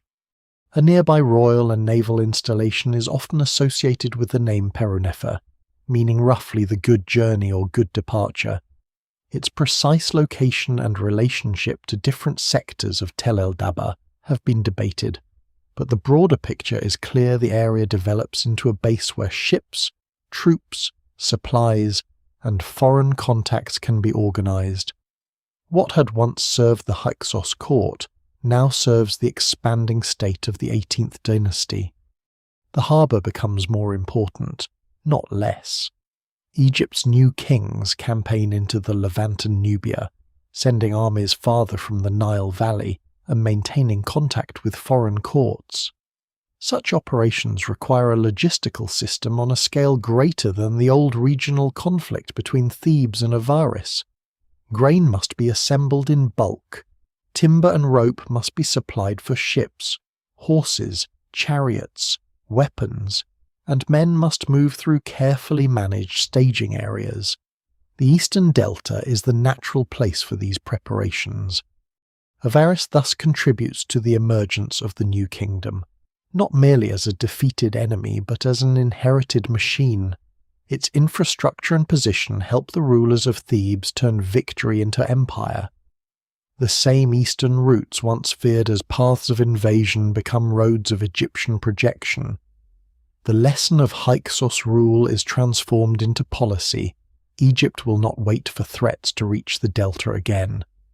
The most visually surprising evidence of the site's new international role comes from a later palace complex decorated with wall paintings, unlike anything expected in a conventional Egyptian royal residence. Thousands of plaster fragments preserve images closely related to Minoan art from the Aegean world. Some show agile figures engaged in bull-related performances. Others contain rocky landscapes, architectural patterns, and motifs familiar from Crete, especially the palace culture associated with Knossos. These paintings are not intact murals waiting in sealed halls. They survive as broken fragments recovered from discarded material, making reconstruction slow and uncertain. Colours, curves, limbs, clothing, and sections of animals must be fitted together like an enormous damaged puzzle. Scholars still debate who painted them, why they were commissioned, and what exact political relationship they represent. The artists may have come from the Aegean, or Egyptian workshops may have included specialists trained in foreign techniques. The scenes could express diplomacy, dynastic connection, ceremonial fashion, or the prestige of participating in a cosmopolitan royal world. What survives in the record suggests direct and meaningful contact rather than casual imitation. The style is too technically specific to be explained easily as a distant copy made from rumour. Wet plaster techniques, figure conventions, and iconographic details point toward close knowledge of Aegean painting traditions. Yet no surviving inscription names the artists or explains the program. No single explanation fully accounts for why such imagery appears at a palace built over the landscape of the former Hyksos capital. The bull imagery is especially striking because bulls already carry powerful meanings in both Egyptian and Eastern Mediterranean societies. In the Aegean scenes, athletic figures appear in dynamic relation to the animal, creating an image of movement, danger, and elite performance. In Egypt, bulls are associated with strength, kingship, fertility, and sacred power. The paintings may have been legible in several cultural languages at once, just as Avaris itself had always been. Their presence also undermines any idea that the conquest of the Hyksos made Egypt culturally inward-looking. The opposite occurs. The new kingdom becomes more internationally engaged, and the former enemy capital develops into one of the places where that engagement is displayed. Foreign envoys, imported goods, naval crews, soldiers, and specialized artisans likely pass through the region in increasing numbers. The city remains a threshold. Only now the political center controlling it has shifted south. New rulers also transform the religious meaning of the landscape. Seth, closely associated with the Hyksos dynasty and with the storm god of the Levant, is not immediately erased. His power remains useful in a frontier region facing the Eastern world. Egyptian religion can separate a deity from the politics of a fallen dynasty, preserving the god while condemning former rulers. Seth will continue to receive royal attention in later periods, especially in the Eastern Delta, although his reputation changes over time. This continuity reveals how selective historical erasure can be. A victorious dynasty may destroy names, alter monuments, and recast enemies as agents of chaos, yet it keeps whatever strengthens the new order. Ships remain, chariots remain, Eastern trade remains, skilled labor remains. Even religious associations can survive when they serve strategic or local needs. Memory is purified more thoroughly than infrastructure. The people living in the city experience these changes at ground level. A palace servant may now answer to an Egyptian official rather than a Hyksos administrator. A shipbuilder repairs vessels for campaigns launched by the dynasty that conquered the region. A family with Levantine ancestry may remain in the same district while royal inscriptions describe foreigners as enemies driven from the land. Their lives expose the gap between political language and social reality. There is little reason to imagine that every inhabitant was deported. Large cities are difficult to empty completely, and victorious states usually need the labor and knowledge of local populations. Some elites associated closely with the Hyksos court may have fled or been removed. Others could have transferred loyalty. Craftspeople, merchants, farmers, sailors, and scribes were more useful alive and working than symbolically erased. The name Avaris itself gradually loses prominence as new settlements, installations, and royal projects reshape the area. Later rulers build on or near the old city without necessarily preserving its former identity. This is how a capital begins to disappear while the place remains active. Walls are reused. Foundations are cut by later buildings. Old neighborhoods become quarries for brick or open ground for new compounds. The city is not abandoned in a single night. It is overwritten. For a time, the overwriting is magnificent. Royal palaces rise, ships crowd the waterways, and painted figures from the Aegean leap across plastered walls. The site that had embodied the humiliation of divided Egypt becomes a staging ground for the most powerful era of pharaonic expansion. Yet this new life also makes the original city harder to see. Every later construction preserves part of Avaris by covering it and destroys another part by cutting through it. The enemy capital survives beneath the empire that conquered it. Its conquerors claim to have ended the world Avaris represented, but they continue using its roads, harbours, skills, and outward gaze. The city's greatest legacy may not be the fear it inspired. It may be the future Egypt built from the very systems it had once fought to destroy. The city disappears not when its walls are destroyed, but when its name stops matching the place where people live. For centuries after the Hyksos defeat, the eastern delta remains crowded with ships, soldiers, temples, workshops, and royal construction. Yet Avaris gradually becomes a layer beneath newer identities. Buildings rise over abandoned courtyards. Older foundations are cut by drains, walls, and storage pits. Bricks from one age are removed and reused in another. The landscape remains important, but the enemy capital becomes increasingly difficult to separate from everything built after it. This process reaches its greatest scale during the Ramesside period, when royal attention returns decisively to the eastern delta. Seti I and Rameses II establish major residences and military facilities in the region, culminating in the city known as Pi-Rameses, the House of Rameses.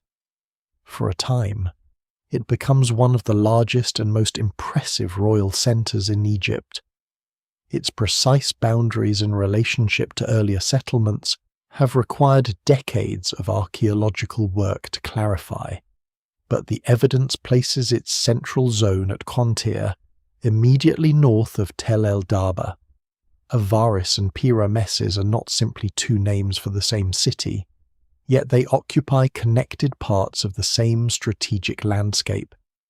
The reasons for returning are familiar.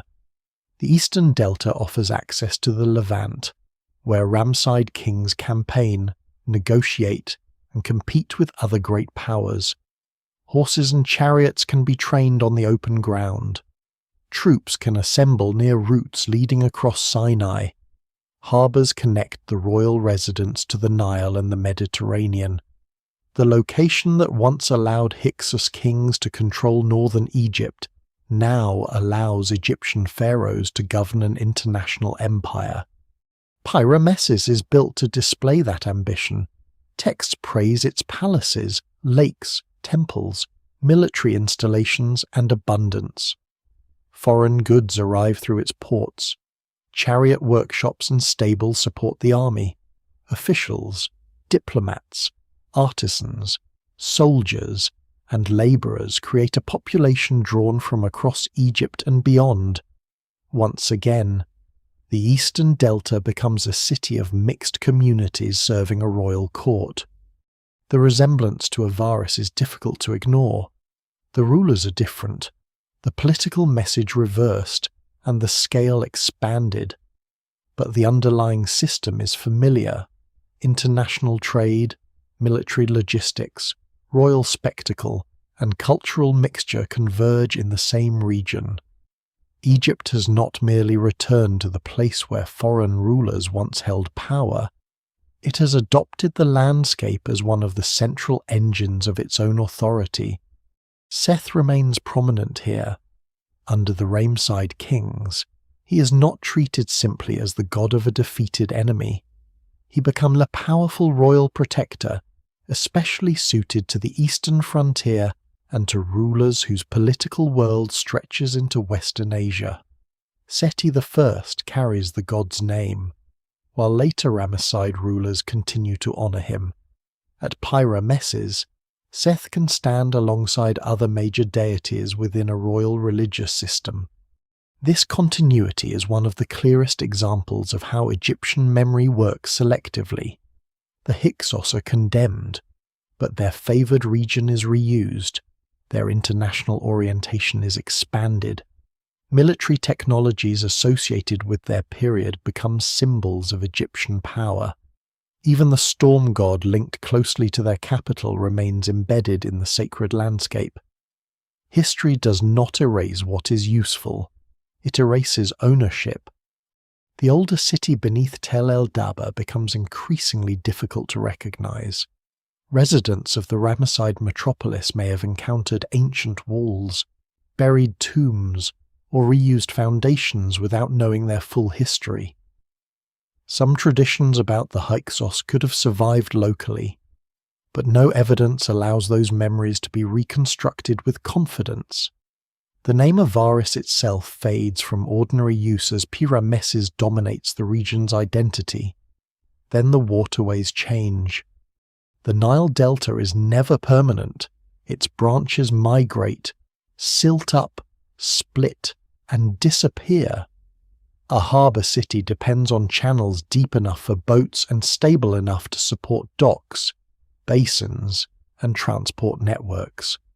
When the branch serving Pyra-Meses gradually becomes less navigable, the enormous royal centre loses the geographical advantage that created it. Palaces can be repaired, temples can be expanded.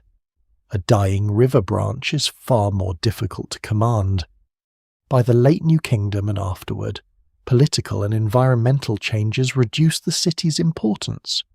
Royal power shifts, imperial reach contracts, and the Eastern Delta's administrative geography is reorganized. The major centre moves toward Tanis, farther north, where access to active waterways is better. Stone monuments from Pyra-Meses are dismantled and transported to the new capital. This relocation later creates confusion. When archaeologists first encounter the extraordinary concentration of Ramesside statues, obelisks, and architectural blocks at Tanis, it seems natural to identify the site as Pyra-Meses. Only later does excavation and landscape research show that many monuments have since moved there from the older royal city. Ancient Egyptians did not abandon valuable stone merely because a river changed course. They relocated it, sometimes with such thoroughness that the receiving city appeared to inherit the history of the place from which the monuments came. Mud brick does not travel so well. Palaces, houses, workshops, and storehouses remain behind, exposed to erosion and cultivation. Roofs collapse. Walls soften under rain and groundwater. Farmers level mounds to create usable fields. Sediment accumulates over streets once crossed by royal chariots. The urban landscape loses height until it merges with the plain. Avaris lies deeper still, already buried beneath the occupations that followed it. Its remaining walls become part of an archaeological sequence invisible from the surface. The Hyksos palaces vanish beneath later construction and agricultural soil. Tombs are disturbed. Old waterways fill with sediment. The city that once controlled the delta is reduced to fragments separated by centuries of rebuilding.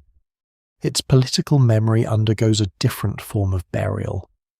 Egyptian royal tradition preserves the Hyksos mainly as intruders whose defeat restores order. Their achievements as administrators, merchants, builders, and participants in international culture do not fit the preferred story.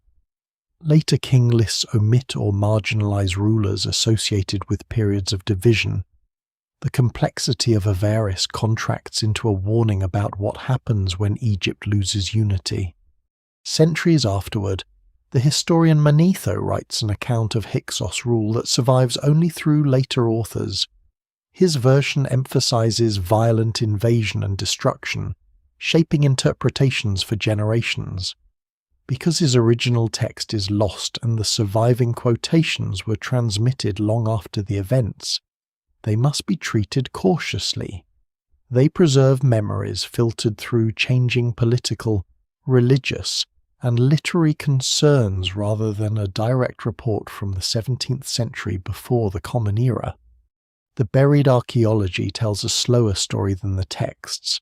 It shows migration before kingship, integration before conflict, and continuity after conquest.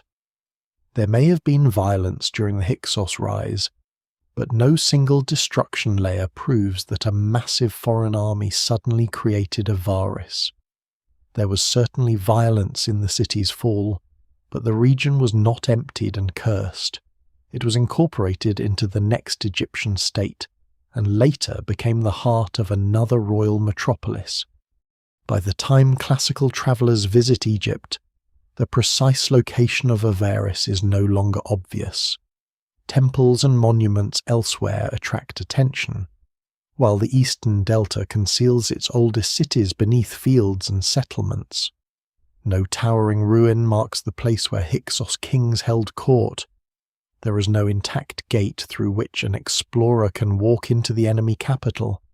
The city's disappearance is so complete that even its identification becomes a problem for modern scholarship. What remains above ground is a quiet agricultural landscape shaped by the same river system that once made the city rich. Beneath it lie several worlds: the early port, the multicultural settlement, the Hyksos capital, the palaces of the conquerors, and the vast Ramside centre nearby. Each age uses the ground left by the previous one, then contributes another layer to the forgetting. Avaris is not lost because people stop living in the region. It is lost because they never stop building there. For centuries, the fields above Avaris reveal almost nothing. Farmers work soil that once supported palace courts and harbour districts. Villages expand across the eastern delta. Canals cut through older channels whose original courses have been forgotten. Stone monuments have largely been removed.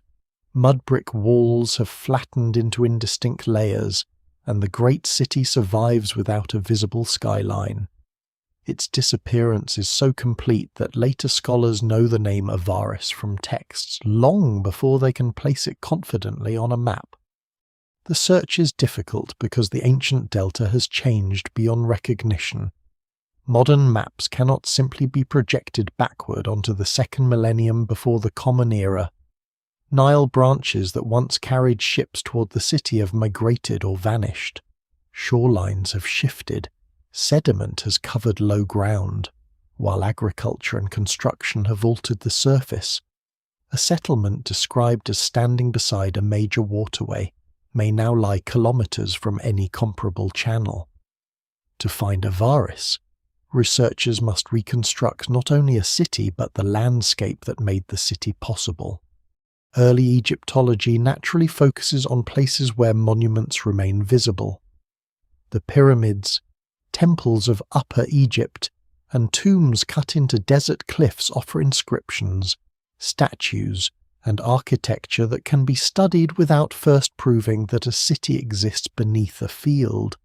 The delta is less generous.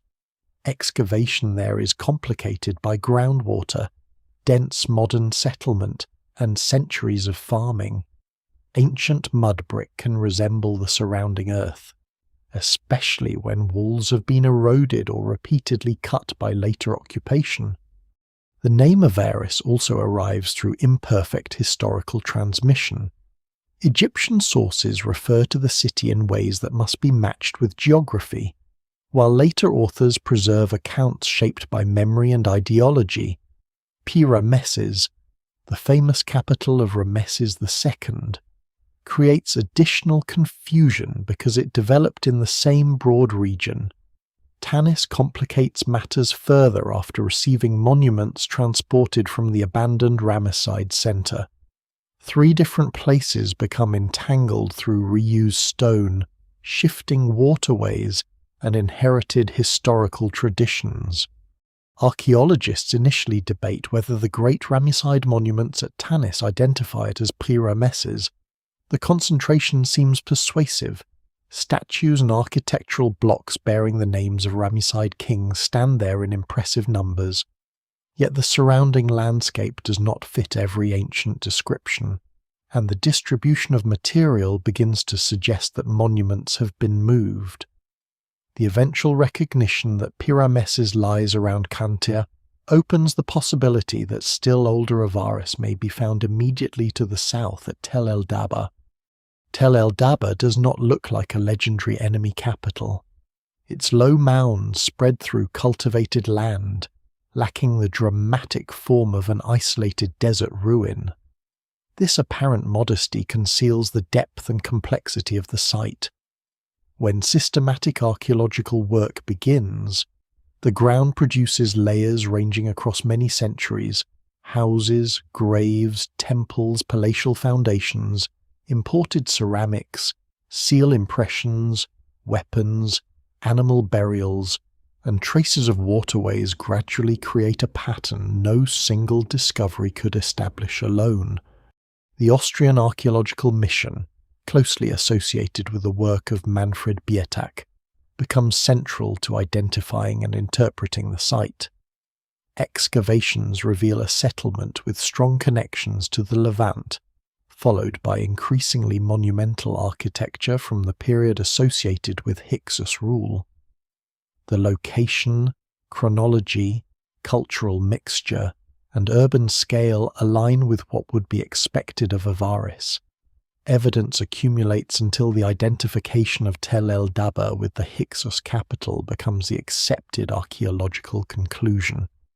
This is not the kind of discovery made through one golden object or one inscribed doorway announcing the city's name. It is a slower act of recognition. A burial custom points eastward. A palace plan indicates royal authority. Imported jars reveal trade.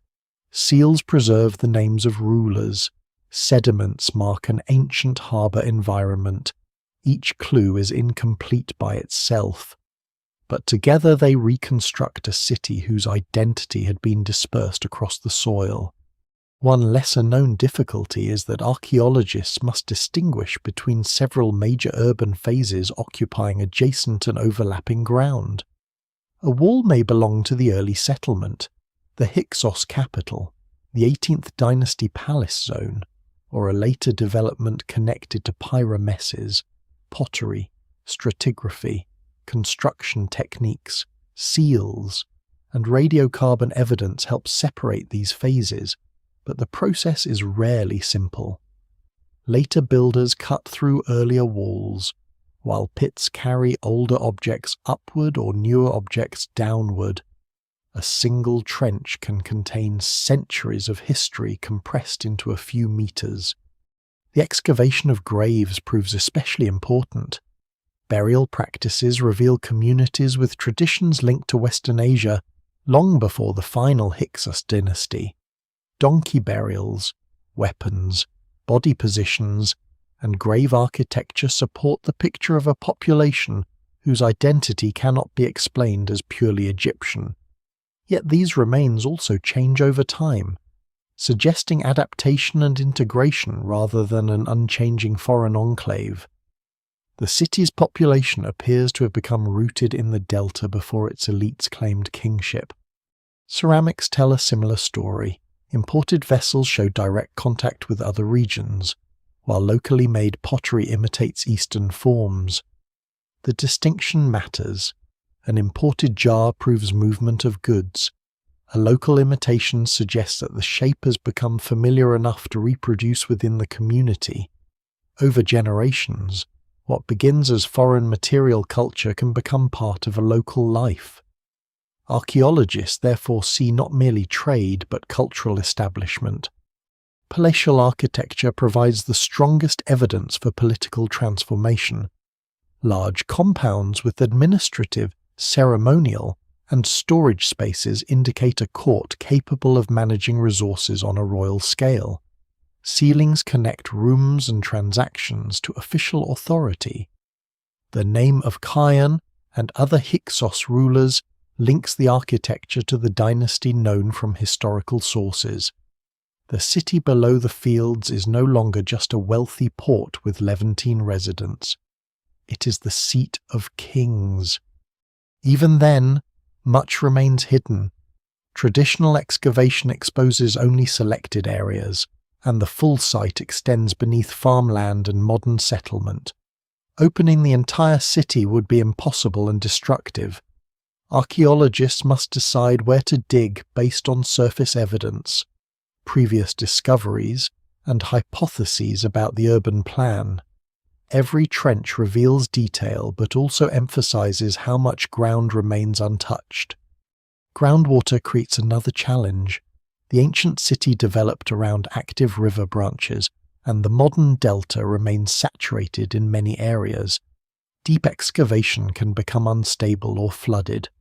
Organic material may decay under changing conditions once exposed. Conservation must begin almost as soon as objects leave the soil. The environment that buried Avaris also limits how completely it can be recovered. Political history must then be reconstructed from material that was never arranged to answer modern questions. Archaeologists can identify a palace, but may not know which king occupied it at every stage. They can trace destruction or abandonment, but may not know whether it followed battle, planned relocation, or administrative reorganization. They can see cultural change without knowing how the people experiencing it describe themselves. The evidence remains incomplete because cities preserve actions more readily than motives. Still, the rediscovery of Avaris transforms the history of Hyksos rule. The dynasty can no longer be understood only through the hostile memory of its enemies. Its capital reveals a long prehistory of migration, commerce, and settlement. It shows that foreign-rooted communities has become deeply embedded in the eastern delta before the political order changed. It also demonstrates that the city continued to matter after its defeat, contradicting the image of a contaminated place simply abandoned by victorious Egyptians. The field surface remains quiet throughout this process. There is no moment when the entire city rises back into view. Avaris returns in fragments, a burial here, a palace wall there, a harbour channel traced through sediment, an imported jar recovered from a floor. The rediscovery is cumulative. Like the city's original rise, it becomes visible only when hundreds of small pieces are allowed to speak together. Yet excavation alone cannot reveal the whole plan. The city is too large, too deeply layered, and too entangled with the modern landscape. To see beyond the trenches, archaeologists must learn to detect walls that remain buried and streets that have not been walked for more than 3,000 years. The next image of Avaris will not come from an open chamber. It will emerge from instruments moving silently across the fields. The instruments moving across the fields do not dig, cut, or uncover anything. They pass over the ground in measured lines, recording changes too faint for human senses to detect. Beneath crops and compacted soil, buried walls alter the magnetic character of the earth. Filled ditches respond differently from undisturbed sediment. Kilns, burned surfaces, streets, foundations, and abandoned channels produce their own signatures. When thousands of readings are assembled, the vanished city begins to appear as a pattern of light and dark shapes. This is the moment Avaris acquires its modern reputation as an underground city. The phrase is dramatic, and it is not entirely false, but it can easily create the wrong image. Avaris was not designed as a subterranean refuge with chambers stacked deep beneath the ground. Its inhabitants lived under the open delta sky, beside harbours and streets. The city is underground today because thousands of years of sediment, rebuilding, agriculture, and erosion have covered what remained. Geophysical survey does not reveal a secret civilization deliberately built beneath Egypt. It maps an ordinary ancient city made extraordinary by its disappearance. Magnetometry is especially useful at Tel el-Daba because much of the architecture was built from mud brick. Bricks made from Nile silt can possess magnetic properties slightly different from the soil surrounding them, even when the walls survive only as low foundations.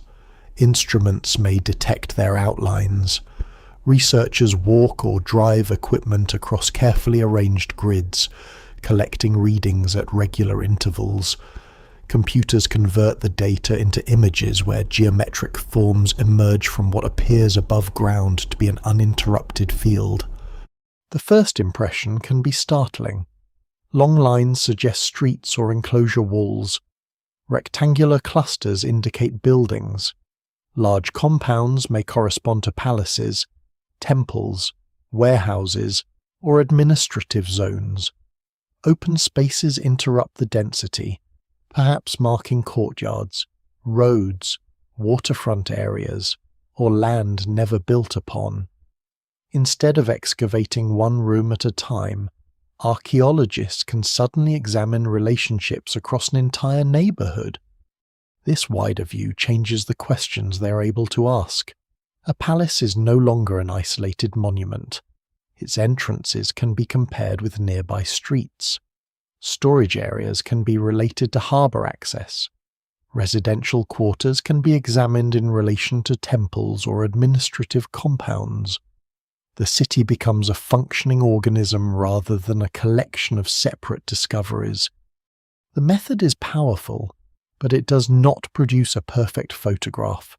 A magnetic rectangle does not automatically identify a house. A broad anomaly may represent a wall, a ditch, a later disturbance, or a combination of features from several periods. Modern pipes, fences, machinery, and buried debris can interfere with readings. Soil conditions vary, and some ancient materials respond more clearly than others. Geophysical maps must therefore be interpreted alongside excavation, pottery chronology, sediment studies, and knowledge of the site's long sequence. At Avaris, that sequence creates a particular challenge. Several cities occupy overlapping parts of the landscape. Early settlements lie beneath Hyksos neighbourhoods. 18th Dynasty palaces cut through older structures. Ramside activity spreads nearby. A magnetic image compresses these phases into one plane unless differences in depth or alignment help separate them. What appears to be one enormous urban plan may actually contain walls built centuries apart. This is why selected excavation remains essential. Archaeologists can place trenches over specific anomalies to determine what produced them. A line thought to be a street may prove to be a wall. A suspected palace may belong to a later period. Once the feature is dated and understood, the larger geophysical pattern becomes more meaningful.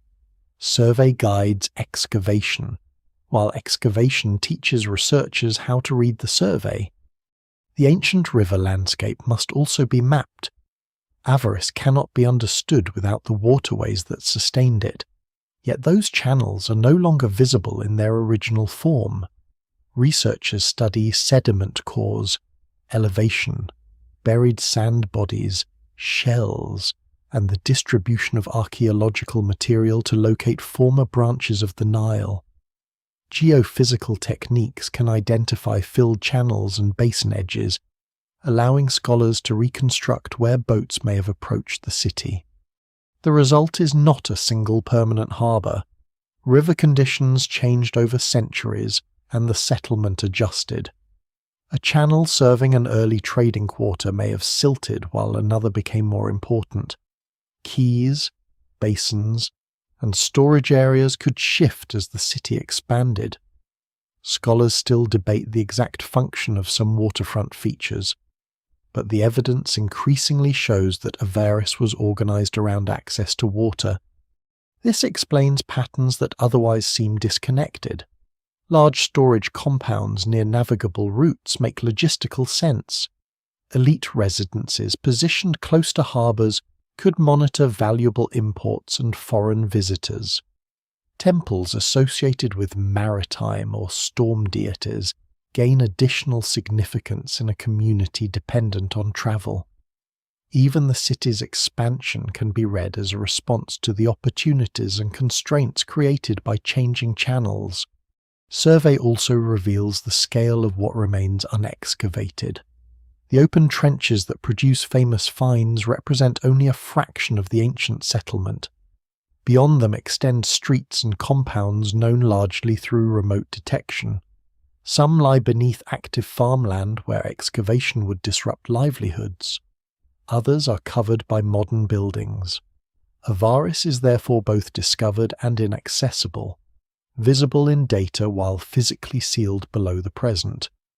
This condition encourages imagination.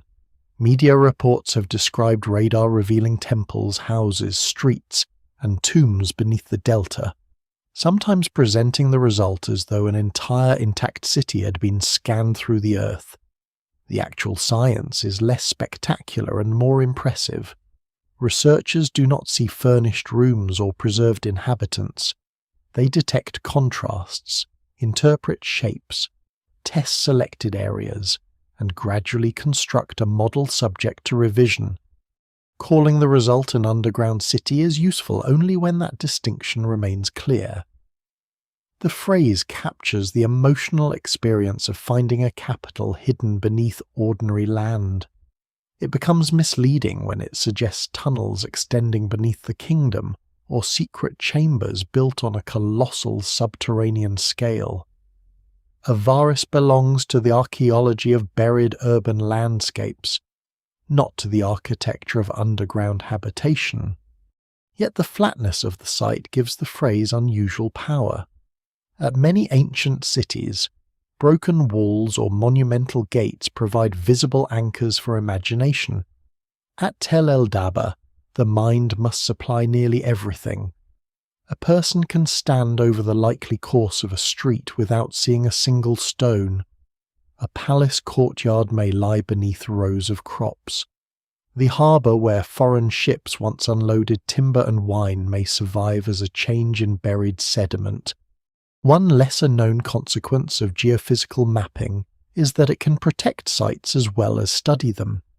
Once archaeologists know where major structures lie, they can advise against destructive construction, target conservation efforts, and record areas that may never be excavated. The map becomes a form of preservation, especially in a region where modern development and agriculture continue to alter the landscape. It also prevents archaeology from becoming a hunt only for treasure. Geophysical survey gives equal importance to empty spaces, roads, modest houses, industrial zones, and drainage systems.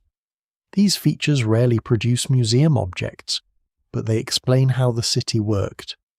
A capital is defined not just by its palaces, but by the routes connecting ovens to houses, warehouses to docks, and neighbourhoods to sacred precincts.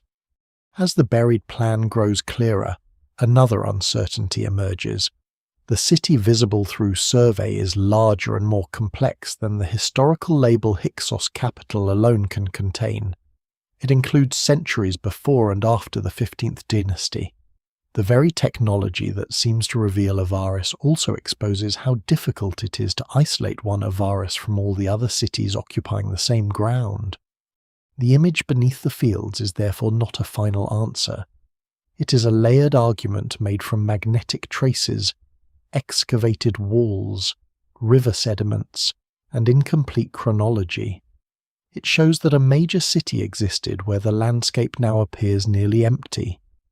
It confirms that streets, compounds, and harbour zones extended far beyond the excavated trenches, but it cannot tell every building's name, every inhabitant's identity, or every event that unfolded within those walls. Avaris returns to view without truly emerging from the earth. Its plan can be studied while its rooms remain closed. Its streets can be followed on a screen while crops continue growing above them. The city is no longer entirely lost, yet most of it remains untouched, preserved in the uneasy space between discovery and concealment. The more clearly Avaris appears on archaeological maps, the more obvious the gaps become. A palace wall can be traced, yet the conversations held inside it are gone. A burial can preserve ancestry, diet, illness, and ritual practice, yet it cannot reveal what the dead person called themselves. A magnetic anomaly can outline a building beneath the fields, but it cannot say whether that building was a warehouse, a barracks, a residence, or a temple without further evidence. The buried city has returned in remarkable detail, but certainty remains uneven. This is not a failure of archaeology. It is the condition under which archaeology works. Ancient cities do not survive as complete archives waiting to be opened. They survive through selective accidents. Fired pottery endures better than woven cloth.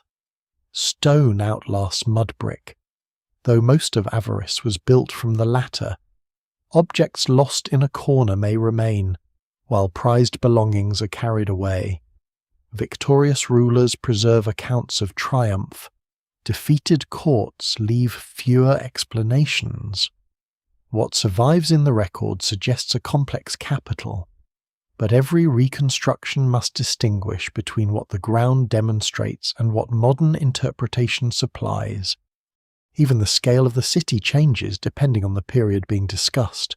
The settlement grows, contracts, shifts toward new waterways, and is rebuilt over many centuries.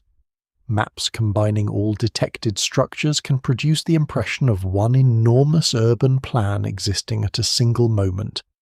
In reality, some streets may never have been used at the same time as certain palace compounds shown beside them. A temple from one phase can overlap a residence from another. Without excavation and dating, the geophysical image risks flattening history. The river adds another layer of uncertainty. Reconstructing ancient Nile branches depends on sediment cores, buried channels, elevation models, and comparisons with settlement patterns. Researchers can identify likely waterways and harbour environments, but the exact shape of a shoreline may change within a generation. Seasonal water levels alter access.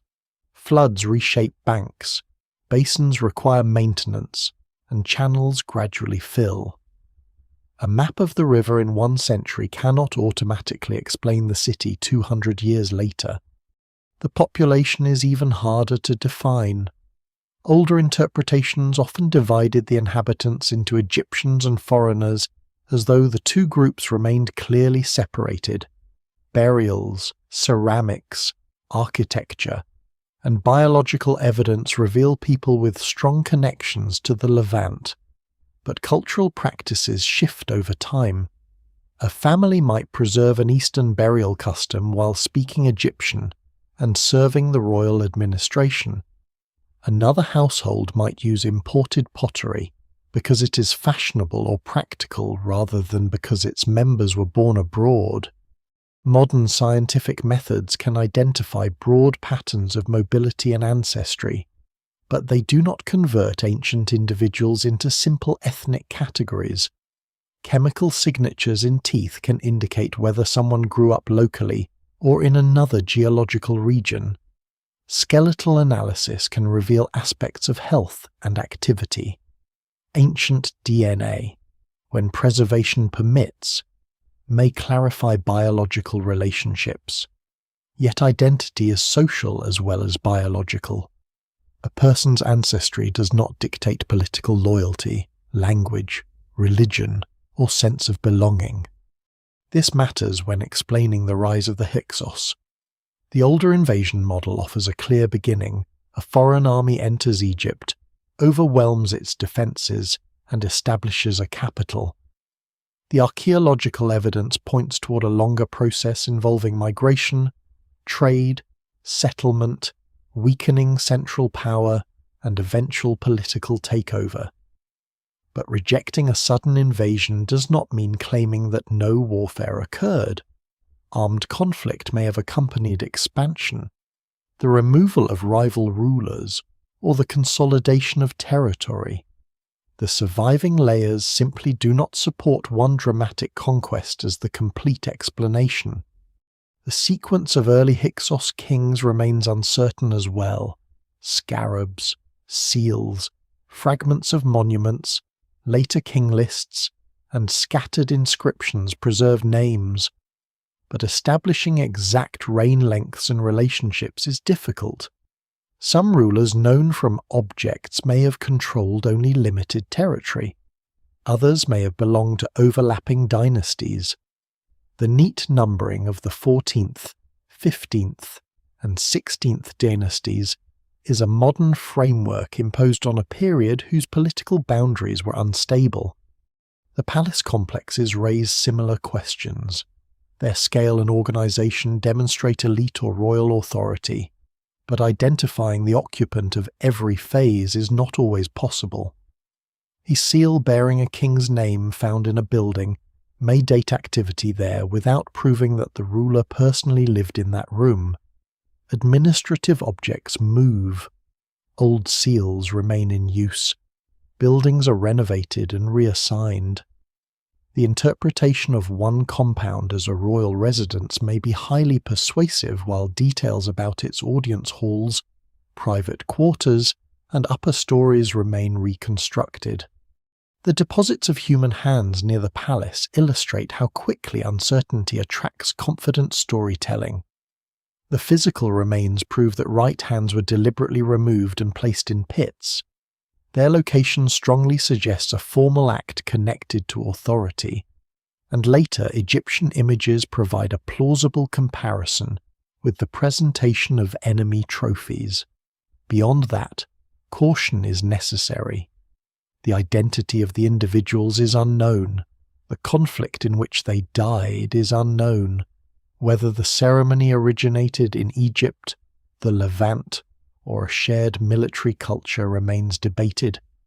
A dramatic interpretation may be correct, but drama does not strengthen evidence. Describing the hands as proof of a secret cult, a massacre within the city, or a uniquely Hyksos form of terror would exceed what archaeology can establish. The deposits are already disturbing without invention. They show that human remains were incorporated into a public or administrative performance of power. Their precise meaning remains incomplete. The conquest by Ahmose is another event whose historical importance exceeds the detail of its documentation. Soldierly biographies describe repeated action at Avaris and the capture of prisoners. Later, royal tradition celebrates the expulsion of the Hyksos. Archaeology records changes in occupation and the end of the 15th dynasty's political centre, yet no surviving account narrates the final hour of the capital. It is not known whether the last phase ended through a storming of the palace, negotiated withdrawal, progressive abandonment, or a combination of these. The absence of a single vast destruction layer is important, but it does not prove a peaceful transfer. Cities can fall through blockades, localized fighting, surrender, or the collapse of their supply systems without being burned completely. Later rebuilding can also remove traces of violence. The safest reconstruction is therefore one of military defeat followed by political transformation, without pretending that every stage is visible. Even the name Avaris carries complications. The ancient Egyptian name is usually reconstructed as Hut-Waret, while Avaris reflects its later Greek form. The boundaries of the city represented by that name may have shifted. Did it refer to the royal capital alone, a broader urban region, or different settlements at different times? Modern usage often gathers the archaeological remains at Tel el-Daba under one convenient label, though the lived landscape was probably more fluid. These uncertainties create space for useful debate, but also for exaggeration. A buried capital with incomplete maps and unexplored sectors can easily become a blank surface onto which modern fantasies are projected. Unexcavated does not mean inexplicable. A detected void is not automatically a hidden chamber. A large anomaly is not a lost palace until excavation or multiple forms of evidence support that interpretation. The distinction becomes especially important in Egypt, where the language of secret cities, forbidden rooms, and impossible structures circulates widely. Genuine discoveries are often more limited than the headlines attached to them, but they are not less meaningful. Two buried walls can redraw an ancient street. A small tablet fragment can reveal contact with an international writing system. A handful of ceilings can identify royal administration. Archaeology advances through such details rather than through the sudden confirmation of every legend. Avaris remains mysterious because the evidence is partial, not because it defies ordinary explanation. Its builders used known materials. Its rulers operated through recognizable political systems. Its wealth came from geography, labor, trade, and administration. Its disappearance followed shifting waterways, repeated rebuilding, political change, and the vulnerability of mud brick architecture. Nothing about the city requires an unknown technology or a concealed civilization beneath Egypt. Yet acknowledging ordinary causes does not make the result ordinary. A capital can vanish almost completely while its foundations survive below working farmland. A dynasty can be condemned in texts while its innovations are absorbed by its conquerors. A city can be discovered through magnetic shadows long after its monuments have disappeared. The real mystery lies not in impossible construction, but in how much human history can remain present and unseen. That tension prepares the city for its second life, not as an archaeological site, but as a modern legend. Once Avaris is described as an underground city, the phrase begins to detach from the evidence. Streets beneath fields become tunnels. Buried foundations become intact halls. A forgotten capital becomes a secret world deliberately hidden below Egypt. The data reveals Avaris, but imagination builds another city beneath it. The imagined city beneath Egypt is easier to describe than the real one. It has endless corridors, sealed chambers, mechanical doors, hidden libraries, and halls so large that they seem to belong to a civilization more advanced than the people who built the pyramids above them. It waits in darkness for a scanner, a lost inscription, or one forbidden excavation to reveal it. This underground Egypt appears repeatedly in popular culture because it gathers several genuine features of the ancient landscape into one irresistible image: buried cities, deep tomb shafts, temple crypts, natural caves, forgotten catacombs, and monuments whose interiors are still not completely understood. Avaris enters that mythology almost by accident.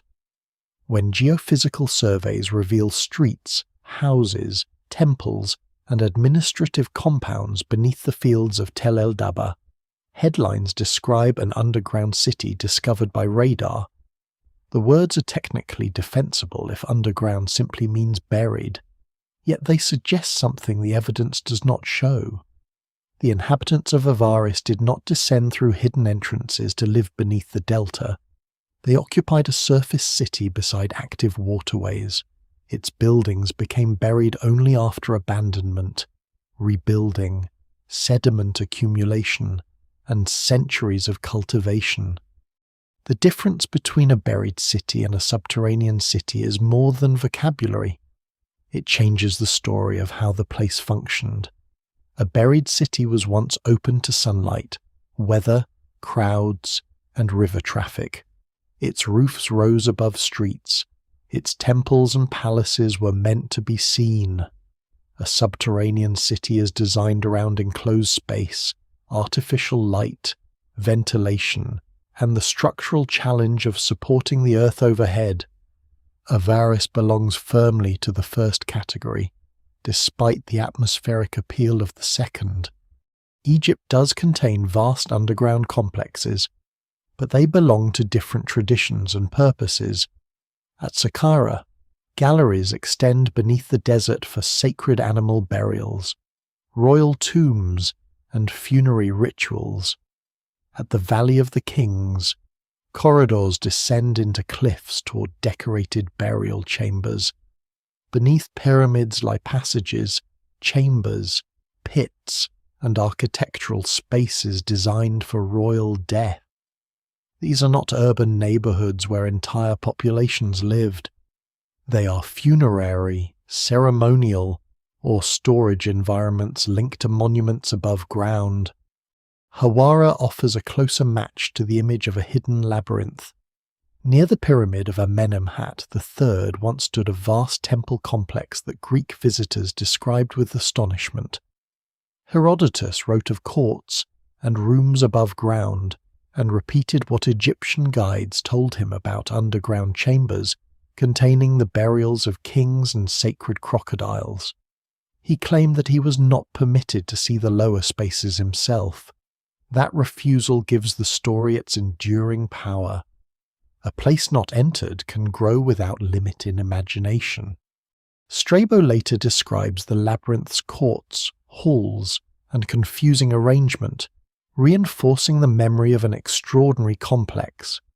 Archaeological work at Hawara confirms the presence of the pyramid, mortuary structures, and a major architectural site.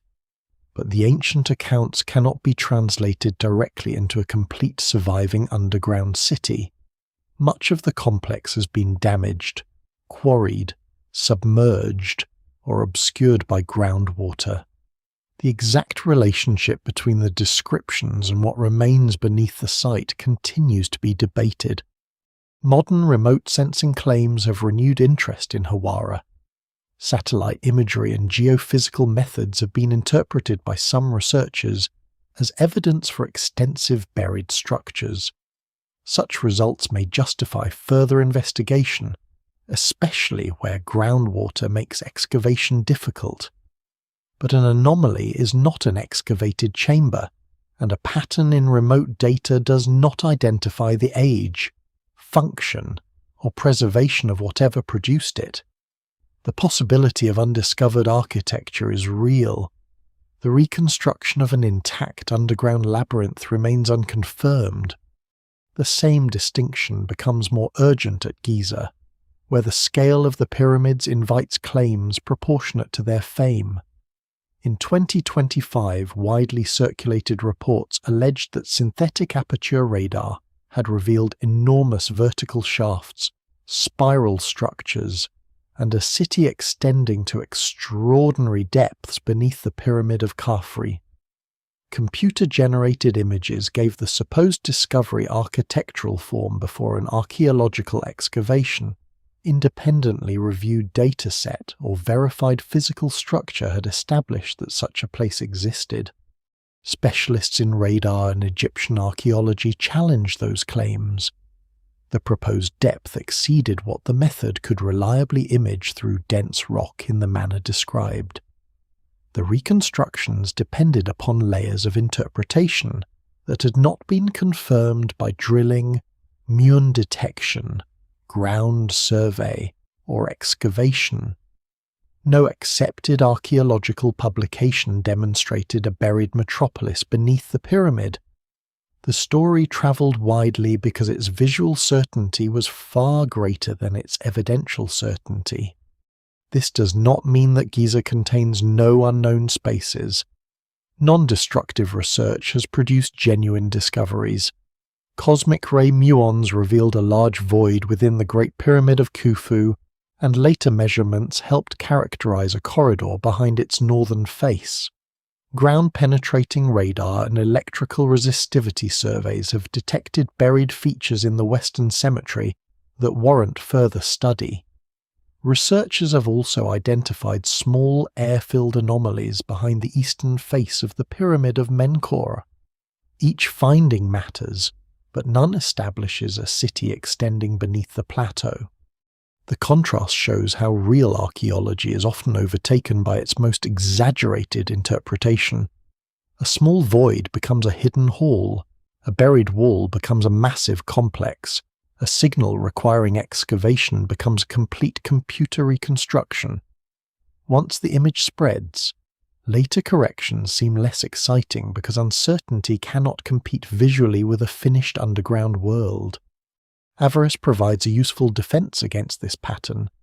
Its rediscovery is based on the cooperation of several methods rather than one dramatic scan. Excavation dates buildings and recovers objects. Magnetometry maps walls beyond the trenches. Sediment analysis reconstructs waterways. Pottery links phases to trade networks and chronology. Inscriptions and ceilings connect the site to named rulers. No single technique proves the entire city.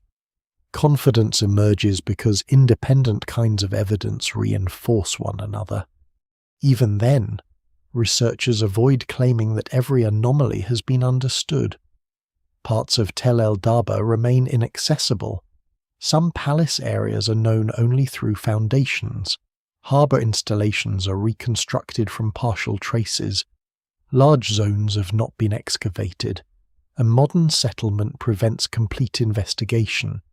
Future work may change the maps, identify new buildings, or revise the dating of known sectors. Archaeological knowledge remains provisional without becoming meaningless.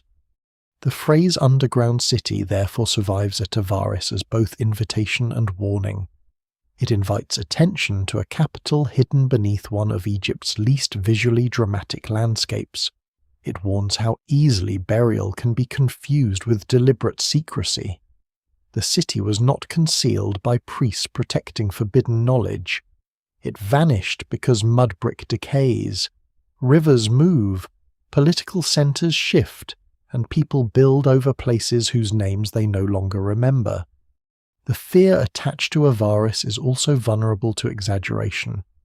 It was a powerful enemy capital, but there is no evidence that its inhabitants lived in tunnels or commanded supernatural technologies. Its rulers succeeded through understandable forces trade, geography, migration, political fragmentation, military organization, and control of resources. Their city threatened Thebes because it was strategically effective, not because it was inexplicable. That reality is more revealing than the legend. Avaris shows that a kingdom can be transformed from within by communities already woven into its economy. It shows that foreign and local traditions can merge until the distinction between them becomes politically useful rather than socially accurate. It shows that a defeated capital can disappear from sight while its systems survive in the state that conquered it.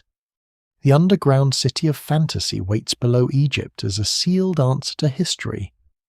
The buried city of Avaris offers something harder foundations without complete walls, identities without simple labels, and events visible only through fragments. It does not solve every mystery. It teaches why the mysteries remain. Avaris survives most powerfully in the kingdom that claimed to have destroyed everything it represented. The Hyksos rulers disappear from the throne. Their palace compounds are abandoned or transformed, and their names are pushed toward the margins of Egyptian memory. Yet the Egypt that emerges after their defeat is not the Egypt that existed before their rise. It is more militarized, more internationally ambitious, and more attentive to the eastern frontier. Its kings command chariots, develop larger standing forces, cultivate foreign alliances, and campaign deep into the Levant. The enemy capital falls, but the world that formed around it continues moving through Egyptian history. This does not mean every new kingdom innovation can be credited directly to the Hyksos. Technologies and institutions rarely have a single point of origin, and Egypt had long interacted with neighbouring regions. Horses, composite bows, advanced bronze weapons, and wheeled vehicles spread through broad networks linking Western Asia, the Eastern Mediterranean, and the Nile Valley. The evidence remains incomplete regarding exactly when each element appeared and how quickly it became common. Still, the period of Hyksos rule accelerated Egypt's confrontation with a wider military world. The lesson absorbed by the Theban victors was simple and severe. The eastern delta could not be treated as a distant margin. Whoever controlled its river branches, ports, and roads could influence the entire kingdom. Avaris had demonstrated that merchants and migrant communities could become political actors, that foreign connections could sustain an independent court, and that Egypt's defensive geography was less secure than royal ideology preferred to admit. New kingdom rulers responded by projecting power beyond the frontier. Campaigns into Canaan were presented as victories over disorder, but they also created buffers between Egypt and potential rivals, garrisons, tribute systems, diplomatic marriages, and exchanges of royal gifts tied the Nile Valley more closely to the politics of the Eastern Mediterranean. The memory of division helped justify expansion. The influence of Avaris was therefore not limited to weapons. It altered how Egypt imagined security. Earlier kings had traded with foreign lands and occasionally campaigned abroad, but the 18th dynasty developed a more sustained imperial structure. Threats were to be confronted before they reached the delta. Strategic cities beyond Egypt could be occupied, supported, or intimidated. The routes that once brought power into Avaris became corridors along which Egyptian power moved outward. The city's legacy also survives in the cultural mixture its conquerors could not undo. New Kingdom Egypt is filled with foreign goods, foreign words, foreign deities, foreign specialists, and people of diverse origins, musicians, soldiers, merchants, captives, artisans, and diplomats move through Egyptian cities. Near Eastern gods are worshipped alongside Egyptian ones. Imported fashions appear in art. International correspondence is conducted in cuneiform. The cosmopolitan world visible at Avaris becomes increasingly characteristic of the empire that follows it. That continuity does not remove the hostility preserved in official memory. Egyptian texts associate the Hyksos period with disruption and illegitimate rule. Kings who reunify the country are praised for restoring order. Later traditions intensify the image of violent foreigners overwhelming Egypt. Such accounts express the political meaning of the period more clearly than its precise historical sequence. For Egyptian royal ideology, the existence of rival kings was itself a form of chaos. Regardless of how Egyptian their administration had become, Avaris posed a particularly deep challenge because its rulers could not be dismissed as distant barbarians.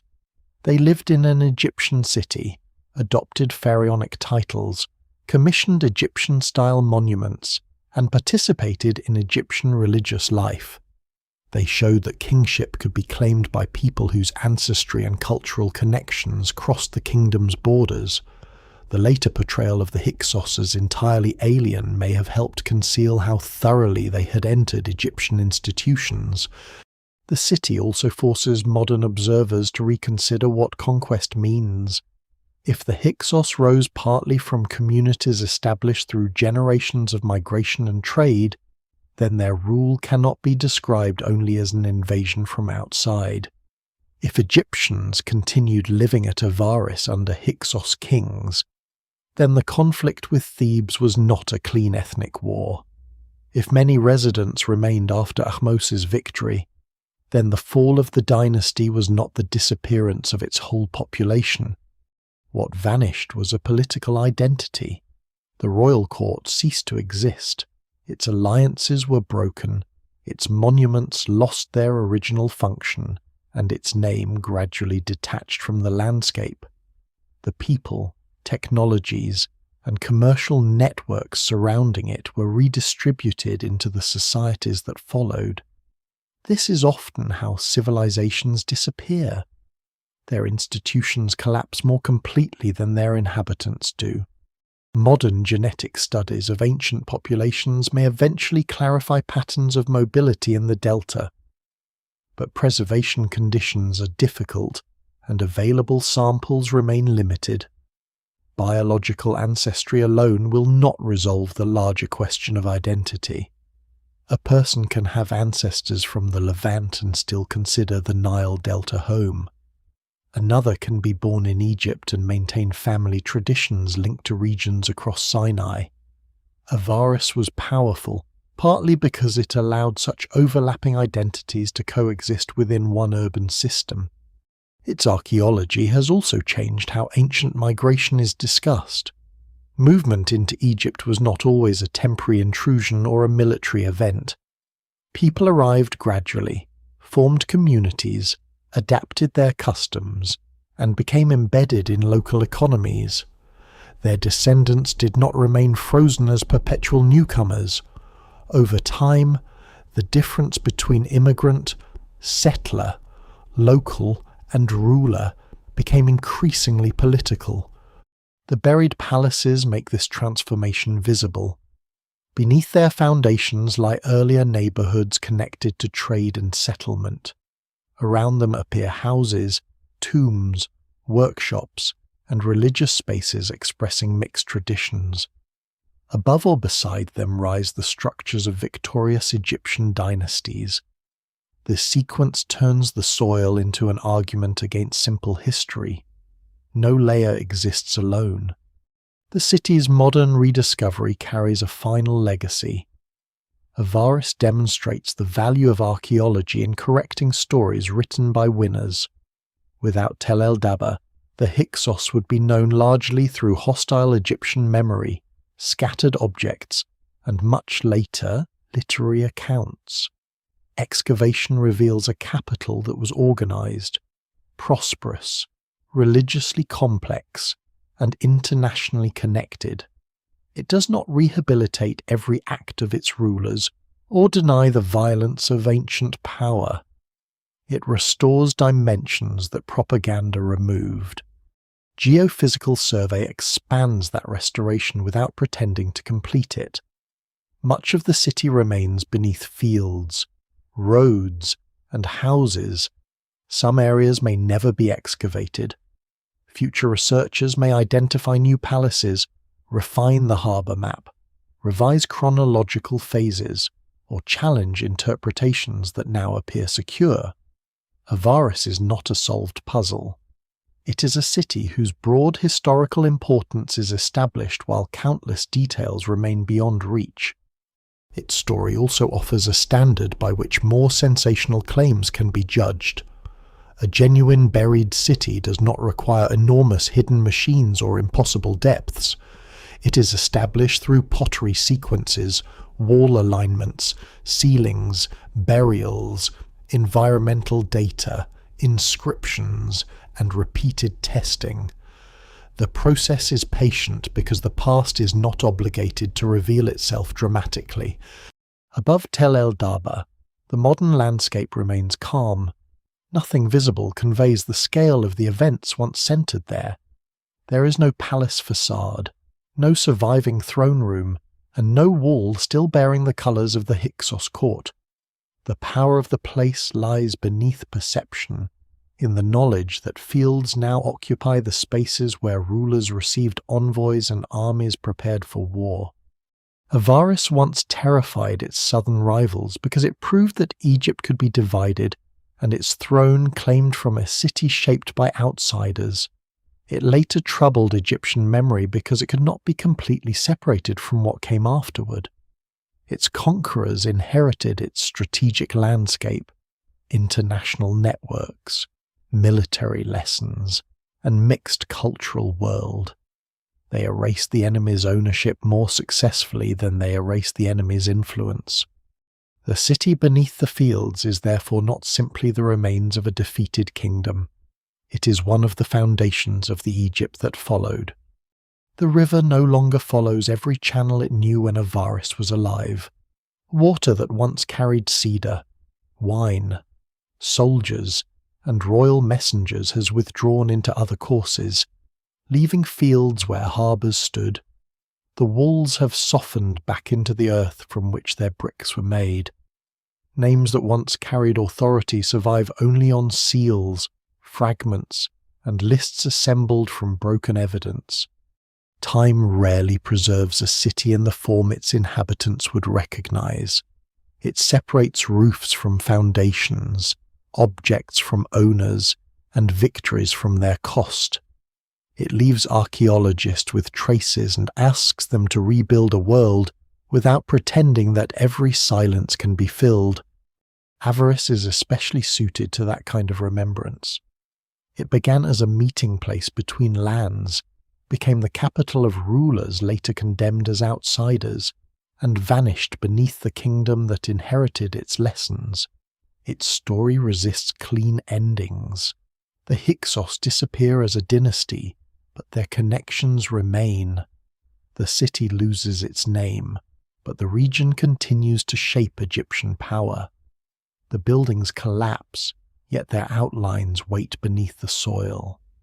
Perhaps that is what survival usually looks like across deep history.